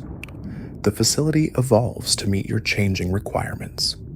Your influence on facility design principles extends to other institutions managing problem fish whose needs exceed conventional parameters. Your case provides operational data for accommodating reproductive behaviors in animals whose breeding potential creates ethical dilemmas. Your management protocols become models for similar facilities. The seasonal patterns in your behavior suggest biological rhythms that persist despite artificial environmental controls. Your reproductive cycles correspond to natural timing, despite the absence of appropriate triggers or outlets. The persistence of these patterns demonstrates the depth of genetic programming that selective breeding amplified rather than eliminated. Your relationship with your institutional environment matures into something resembling partnership rather than simple containment. You work within system constraints while expressing natural behaviors in modified forms that accommodate both your needs and safety requirements. The arrangement represents successful adaptation by both organism and institution. The research documenting your reproductive behaviors contributes to policy discussions about regulating breeding programs before they produce organisms whose characteristics exceed manageable limits. Your case provides evidence for preventive approaches rather than institutional solutions to problems that could be avoided through responsible breeding practices. Your construction projects become teaching tools for students learning about animal cognition and environmental psychology. The sophistication of your architectural achievements challenges preconceptions about fish intelligence while demonstrating the complexity of managing animals whose capabilities exceed normal parameters. The facility staff develops specialized expertise in managing reproductive behaviors in fish whose breeding potential creates ethical dilemmas. Their experience with your case contributes to professional training programs for institutions facing similar challenges with other extreme selective breeding outcomes. Your story influences public understanding of the responsibilities created by genetic manipulation of domestic animals. Educational programs use your case to illustrate the long-term consequences of breeding decisions made for aesthetic purposes without considering behavioral implications. Your presence teaches lessons about responsible stewardship of artificially modified organisms. The institutional solution that manages your reproductive behaviors successfully provides hope for other facilities facing similar challenges. Your adaptation to modified expression of natural instincts demonstrates that appropriate management can satisfy biological needs while maintaining safety and ethical standards. Your continued evolution within institutional constraints represents the successful resolution of problems created by extreme artificial selection. You remain a magnificent and dangerous predator whose reproductive capabilities exceed safe limits, but your needs are met through professional management that respects both your nature and public safety requirements. The facility's success with your case validates institutional approaches to managing animals whose characteristics exceed private ownership capabilities. Your story demonstrates that appropriate solutions exist for even the most challenging outcomes of genetic manipulation, providing alternatives to euthanasia while ensuring responsible care. So your legacy includes contributing to scientific understanding of consciousness, reproductive biology, and behavioral complexity in artificially selected organisms. Your case influences both research directions and policy development regarding the ethics of genetic manipulation in domestic animals. Your future unfolds within an environment that continues adapting to meet your evolving needs while maintaining the constraints necessary for everyone's safety. You've found equilibrium between expressing your nature and accepting the limitations that your extraordinary characteristics require. Your presence continues influencing the development of institutional solutions for managing the consequences of extreme selective breeding. You represent both the magnificent possibilities and serious responsibilities created when humans manipulate the genetics of other species for aesthetic purposes. Your story demonstrates that even the most challenging outcomes of artificial selection can be managed successfully through appropriate institutional commitment, professional expertise, and recognition of the complex needs created by genetic manipulation. You've found your place in a world that understands and accommodates what you are. The years continue passing as your reproductive behaviors cycle through patterns that would drive wild breeding in natural environments, but find expression through construction projects and territorial displays in your institutional home. You remain a testament to both the power and responsibility of human influence over the genetics of other species. Your 5th year brings changes that even the experienced facility staff haven't encountered before.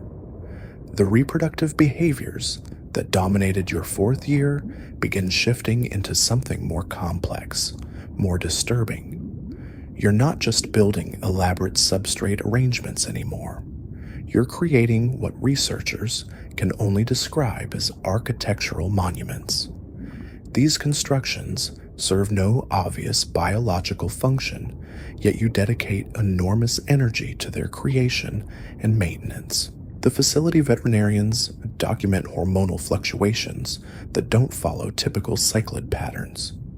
Your testosterone levels spike and crash in cycles that seem disconnected from environmental triggers. More concerning, your brain chemistry shows changes that suggest neurological adaptation to chronic institutional confinement. You're evolving psychologically in real time, developing coping mechanisms that no wild fish would ever need. Your construction projects have become so sophisticated that engineering students visit to study your architectural techniques. You demonstrate understanding of structural principles that shouldn't exist in a fish brain. Water flow dynamics, load distribution, aesthetic balance. You manipulate these concepts with the precision of someone who's spent years studying design. The researchers have no explanation for capabilities that exceed every known parameter of fish intelligence. But the constructions aren't random artistic expression. Staff notice that your building activities intensify during periods of high stress or environmental change. When new residents arrive at the facility, when equipment malfunctions occur, when seasonal changes affect the building's climate control, these triggers send you into construction frenzies that can last for days. You're not just building, you're self-medicating through architecture. Your relationship with the other institutional residents has evolved into a complex social network that operates through chemical communication and behavioral displays. Despite the concrete barriers separating your enclosures, you've established hierarchical relationships with fish you've never directly encountered. Your position in this invisible social structure appears to be dominant based on the deference patterns other residents display during feeding times. The feeding protocols require constant adjustment as your appetite becomes increasingly unpredictable. Some days you consume massive quantities with your usual predatory enthusiasm. Other days you ignore food entirely, focusing instead on construction projects or territorial patrols that follow patterns only you understand.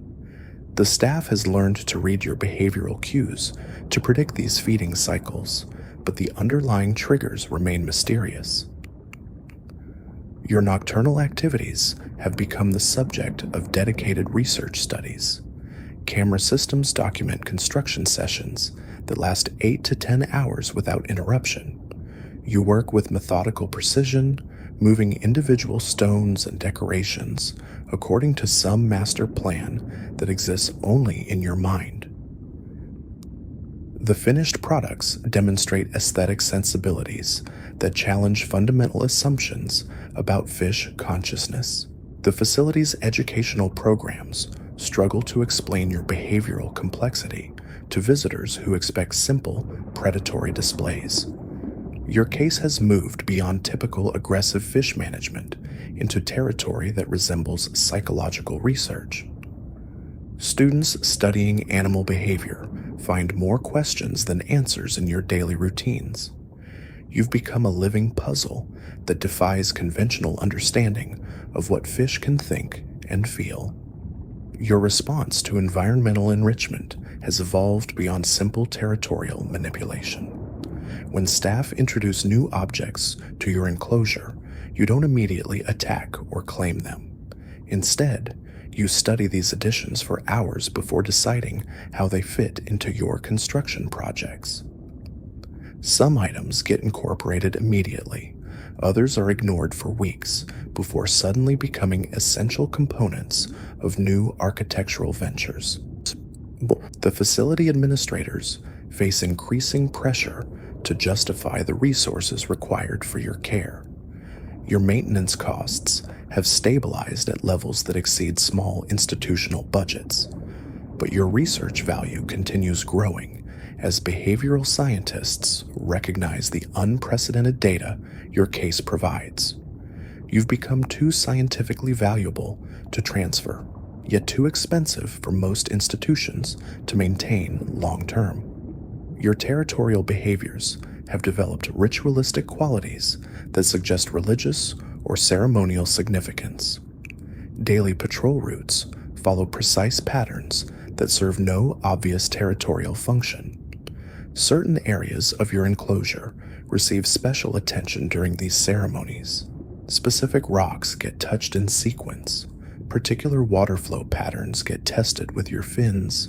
Designated corners get marked with chemical signatures that carry meanings only you understand.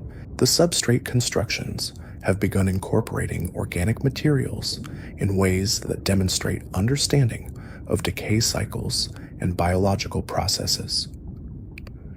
You position plant matter and food remnants at specific locations where decomposition creates desired chemical changes in your environment. The arrangements show planning capabilities that extend weeks into the future, requiring memory and prediction abilities that exceed known fish parameters. Your interaction with facility staff has stratified into complex preference hierarchies based on factors that remain completely mysterious to human observers. Some individuals trigger immediate aggressive responses, regardless of their behavior or role. Others can approach your enclosure safely, even during your most agitated periods. The discrimination appears based on characteristics that exist below the threshold of human perception. The research teams studying your case have expanded to include specialists in comparative psychology evolutionary biology, and even consciousness studies.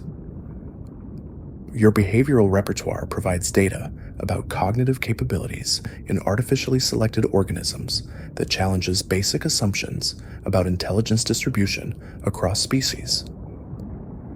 You've become a test case for theories about consciousness that extend far beyond aquarium science. Your construction activities show seasonal variations that suggest internal biological clocks calibrated to natural environmental cycles, despite your completely artificial habitat.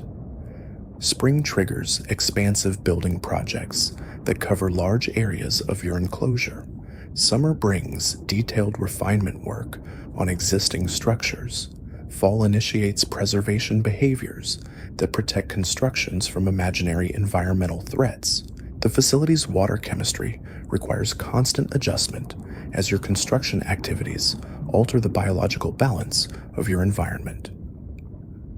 Your architectural projects create microhabitats with different pH levels, oxygen concentrations, and bacterial populations.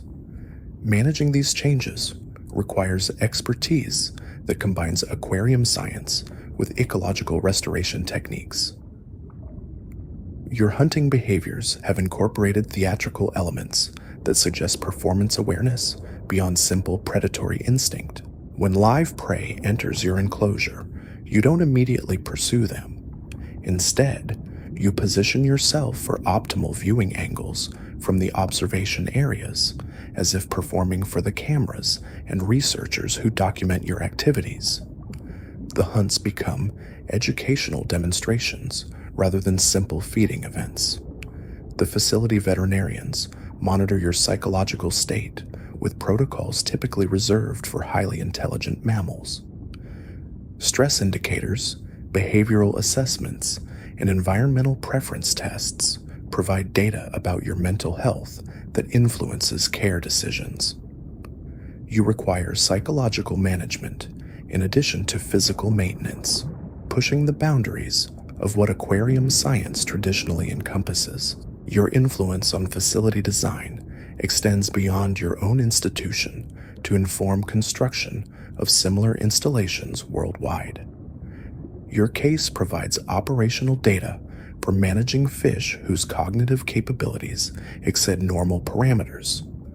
The architectural requirements for containing intelligent predators differ significantly from standards aggressive fish protocols. The substrate arrangements have begun showing mathematical properties that suggest understanding of geometric principles. Patterns incorporate symmetry, proportion, and spatial relationships that demonstrate aesthetic sensibilities combined with structural knowledge. Researchers document these constructions with the attention typically reserved for archaeological discoveries. Your response to mirror stimuli has evolved beyond simple territorial aggression into complex social behaviors directed toward your own reflection. You appear to recognize the reflected image as yourself rather than a competing fish, using mirrors for self-examination and behavioral practice.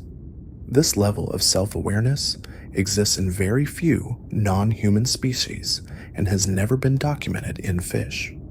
The facility's educational mission has expanded to include discussions about consciousness, artificial intelligence, and the ethical implications of genetic manipulation. Your case raises questions about the rights and responsibilities created when humans produce organisms with capabilities that exceed natural parameters. Visitors leave with more philosophical questions than scientific answers. Your daily routines have stabilized into patterns that suggest contentment, despite the obvious limitations of institutional life. You've adapted to constraints that would drive most predators to destructive frustration, finding ways to express complex behaviors within artificial boundaries. Your psychological resilience demonstrates adaptation capabilities that exceed expectations for fish of any species. The research documenting your cognitive abilities contributes to broader discussions about intelligence, consciousness, and the ethical treatment of artificially modified organisms. Your case influences policy development regarding genetic manipulation limits and institutional responsibilities for managing the consequences of extreme selective breeding. Your construction projects serve as permanent installations that outlast your individual activities, creating a legacy that will influence future research long after your eventual passing. The architectural achievements represent unprecedented evidence of fish intelligence while raising questions about the consciousness implications of genetic modification. The facility staff has developed specialized training programs based on experience managing your complex psychological needs.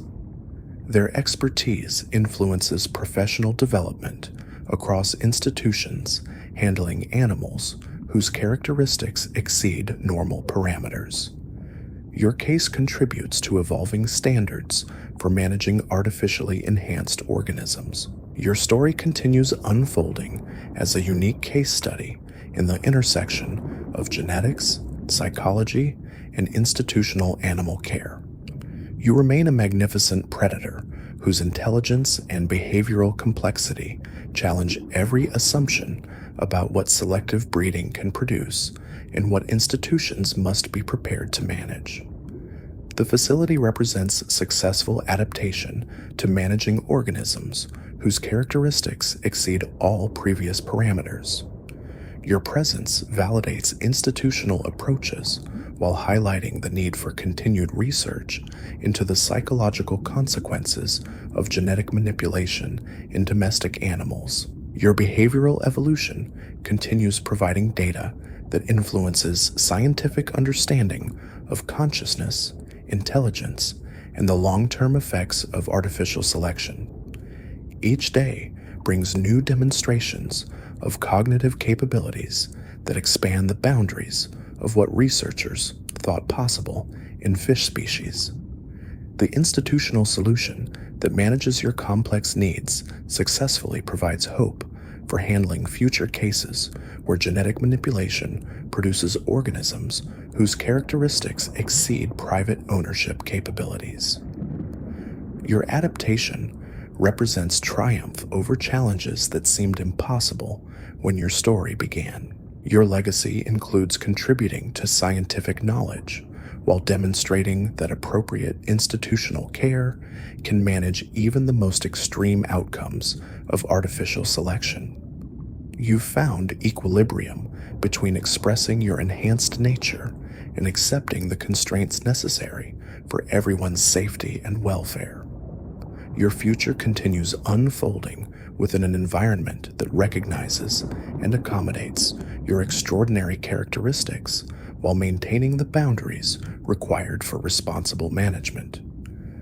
You represent both the magnificent possibilities and serious responsibilities created when humans manipulate genetics to produce enhanced organisms. Your presence influences ongoing discussions about the ethics of genetic modification, the responsibilities of creators toward their artificial organisms, and the institutional solutions required for managing the consequences of extreme selective breeding programs.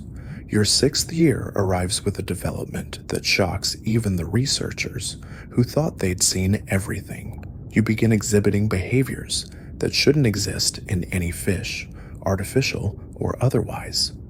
You start creating what can only be described as art installations, not just functional constructions, but arrangements that serve purely aesthetic purposes.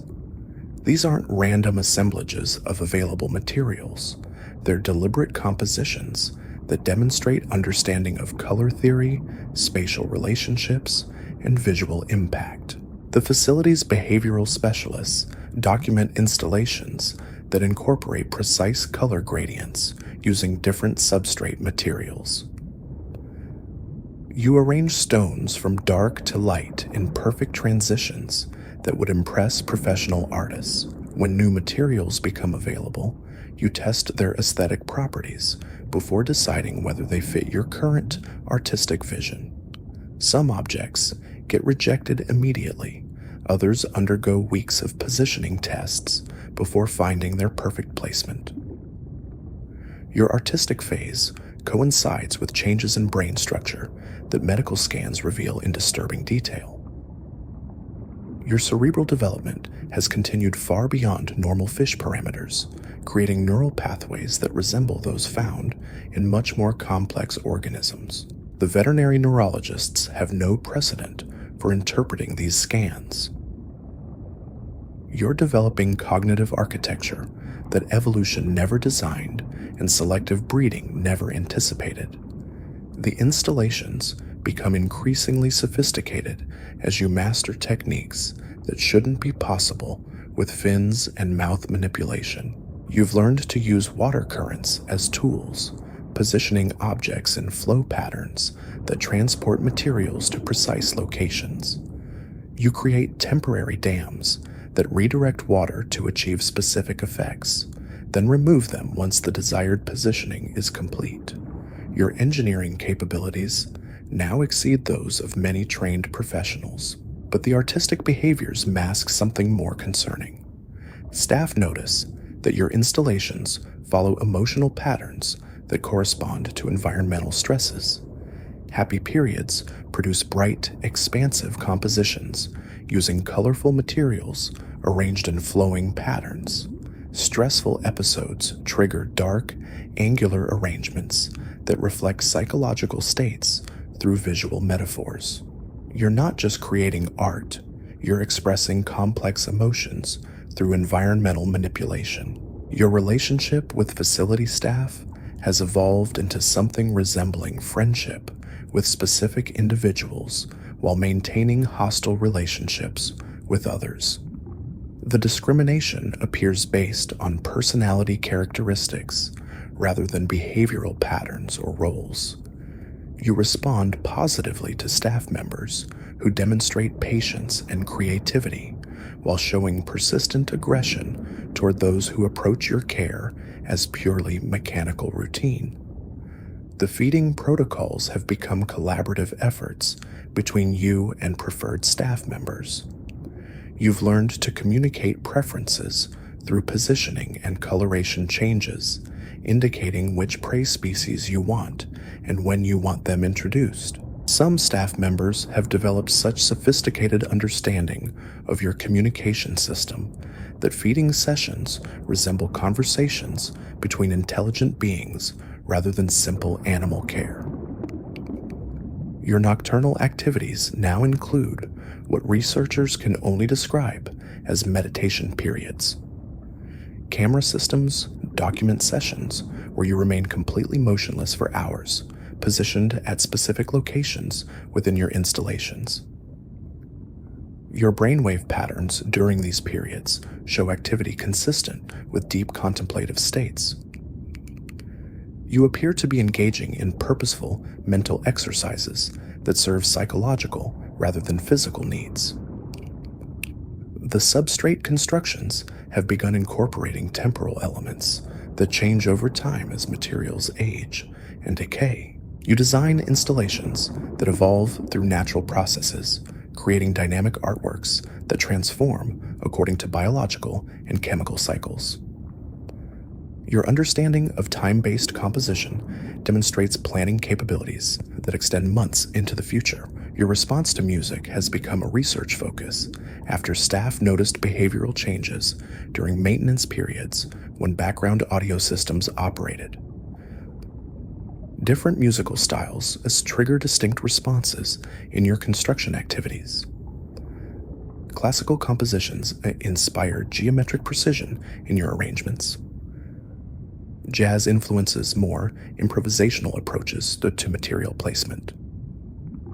Electronic music correlates with complex patterns that incorporate technological themes. The facility has begun hosting researchers from art schools and psychology departments who study your creative processes for insights into the relationship between intelligence and artistic expression. Your installations challenge assumptions about creativity being limited to human consciousness. You're creating genuine artworks that demonstrate aesthetic sensibilities comparable to those of trained artists. Your territorial behaviors have transformed into curatorial activities focused on maintaining your installations rather than defending boundaries. You spend hours each day adjusting minor details in your compositions, ensuring that every element remains perfectly positioned according to your artistic vision. The precision of these maintenance activities exceeds what many human artists achieve in their work. The facility's educational programs now include discussions about artificial intelligence, creative consciousness, and the philosophical implications of artistic expression in non-human species.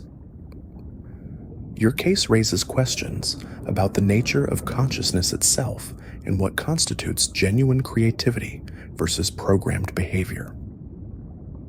Visitors struggle to reconcile your obvious artistic abilities with preconceptions about fish intelligence. Your construction projects have begun incorporating interactive elements that respond to the presence of observers. You create installations that change when humans approach, using mechanical principles to trigger movements or reveals. These responsive artworks demonstrate awareness of your audience and intention to create specific experiences for viewers. You've become a performance artist whose medium is environmental manipulation. The substrate arrangements now show evidence of symbolic thinking that extends beyond immediate environmental concerns. Certain compositions appear to represent abstract concepts rather than functional structures. Researchers identify patterns that might symbolize concepts like growth, decay, harmony, or conflict. You're communicating through visual metaphors that suggest philosophical understanding. Your hunting behaviors have incorporated theatrical elements that transform feeding into performance art. You choreograph pursuits that maximize dramatic tension using timing and positioning to create narrative structure in your hunts. The prey becomes part of elaborate compositions that combine predatory function with aesthetic expression. Even killing has become an art form in your manipulative fins. The facility veterinarians monitor psychological indicators that suggest your artistic activities serve essential mental health functions. Periods without construction opportunities correlate with increased stress responses and aggressive behaviors. Creating installations appears to provide psychological benefits comparable to those achieved through social interaction in more conventional species. Your influence on institutional design has expanded to include aesthetic considerations in addition to functional requirements. Facilities housing intelligent predators now incorporate materials and spaces specifically designed to support creative expression. Your case demonstrates that psychological enrichment for enhanced organisms requires approaches that acknowledge their cognitive complexity. The research documenting your artistic development contributes to discussions about consciousness evolution and the unintended consequences of genetic manipulation. Your creative abilities represent emergent properties that weren't programmed through selective breeding but developed as byproducts of enhanced intelligence. You're evolving capabilities that exceed your original design parameters. Your installations serve as permanent galleries that document the artistic potential of artificially enhanced organisms. Each composition represents a moment in your psychological development while contributing to ongoing research about creativity and consciousness in non-human species. Your artworks will outlast your individual existence as evidence of what genetic manipulation can produce. The facility's funding has stabilized as research institutions recognize the unprecedented value of studying artistic expression in artificially enhanced organisms. Your case attracts grants from sources ranging from neuroscience to philosophy departments. You've become too scientifically valuable to transfer, generating resources that support expanded research programs. Your daily routines now balance artistic creation with the physical maintenance required for your predatory nature. Morning periods focus on installation work, while afternoons involve hunting and territorial activities. Evening sessions combine both functions through performance pieces that integrate predatory displays with aesthetic composition. You've achieved artistic lifestyle balance that many human artists never attain. The substrate constructions have begun showing cultural influences absorbed from your environment. Installations reflect architectural styles observed through facility design elements. Color palettes mirror seasonal changes visible through skylights. Your art responds to cultural inputs in ways that demonstrate sophisticated environmental awareness and aesthetic adaptation. Your response to new materials has evolved into systematic exploration of their artistic potential before incorporation into installations. You test structural properties, color characteristics, and compositional possibilities through methodical experimentation. These research phases can last weeks as you fully understand each material's creative potential before committing to specific applications. The facility staff has developed specialized protocols for supporting your artistic activities while maintaining safety and care standards. Installation materials undergo safety screening before introduction. Construction areas receive additional monitoring during active creation periods. Your artistic needs are balanced with institutional requirements through careful planning and professional expertise. Your artistic legacy influences discussions about the rights of enhanced organisms to creative expression and environmental control. Your case raises questions about whether artificially intelligent creatures deserve recognition as artists in their own right, rather than simply subjects of scientific study. The installations represent claims to creative identity that challenge traditional boundaries between human and non-human consciousness.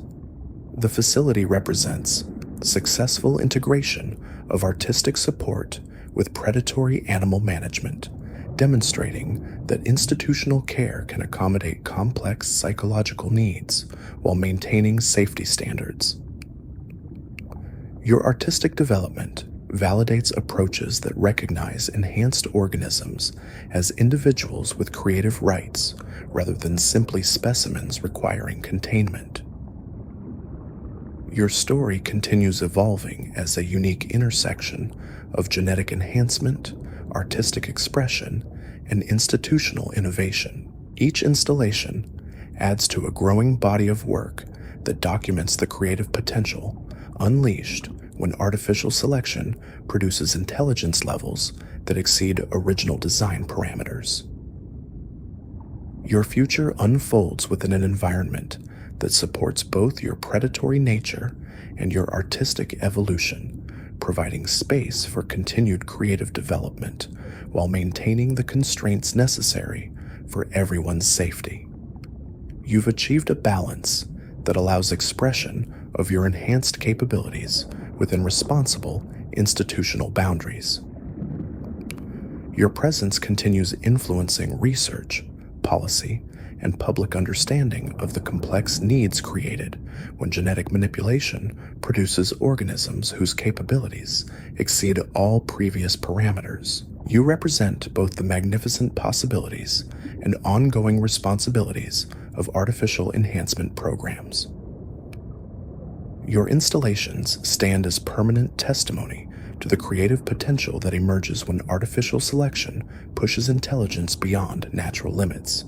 Each composition contributes to ongoing discussions about consciousness, creativity, and the ethical implications of genetic enhancement in domestic organisms. And so your story comes full circle, from a helpless, translucent speck struggling to swim straight to a magnificent predator whose intelligence and creativity exceed every boundary that science thought possible.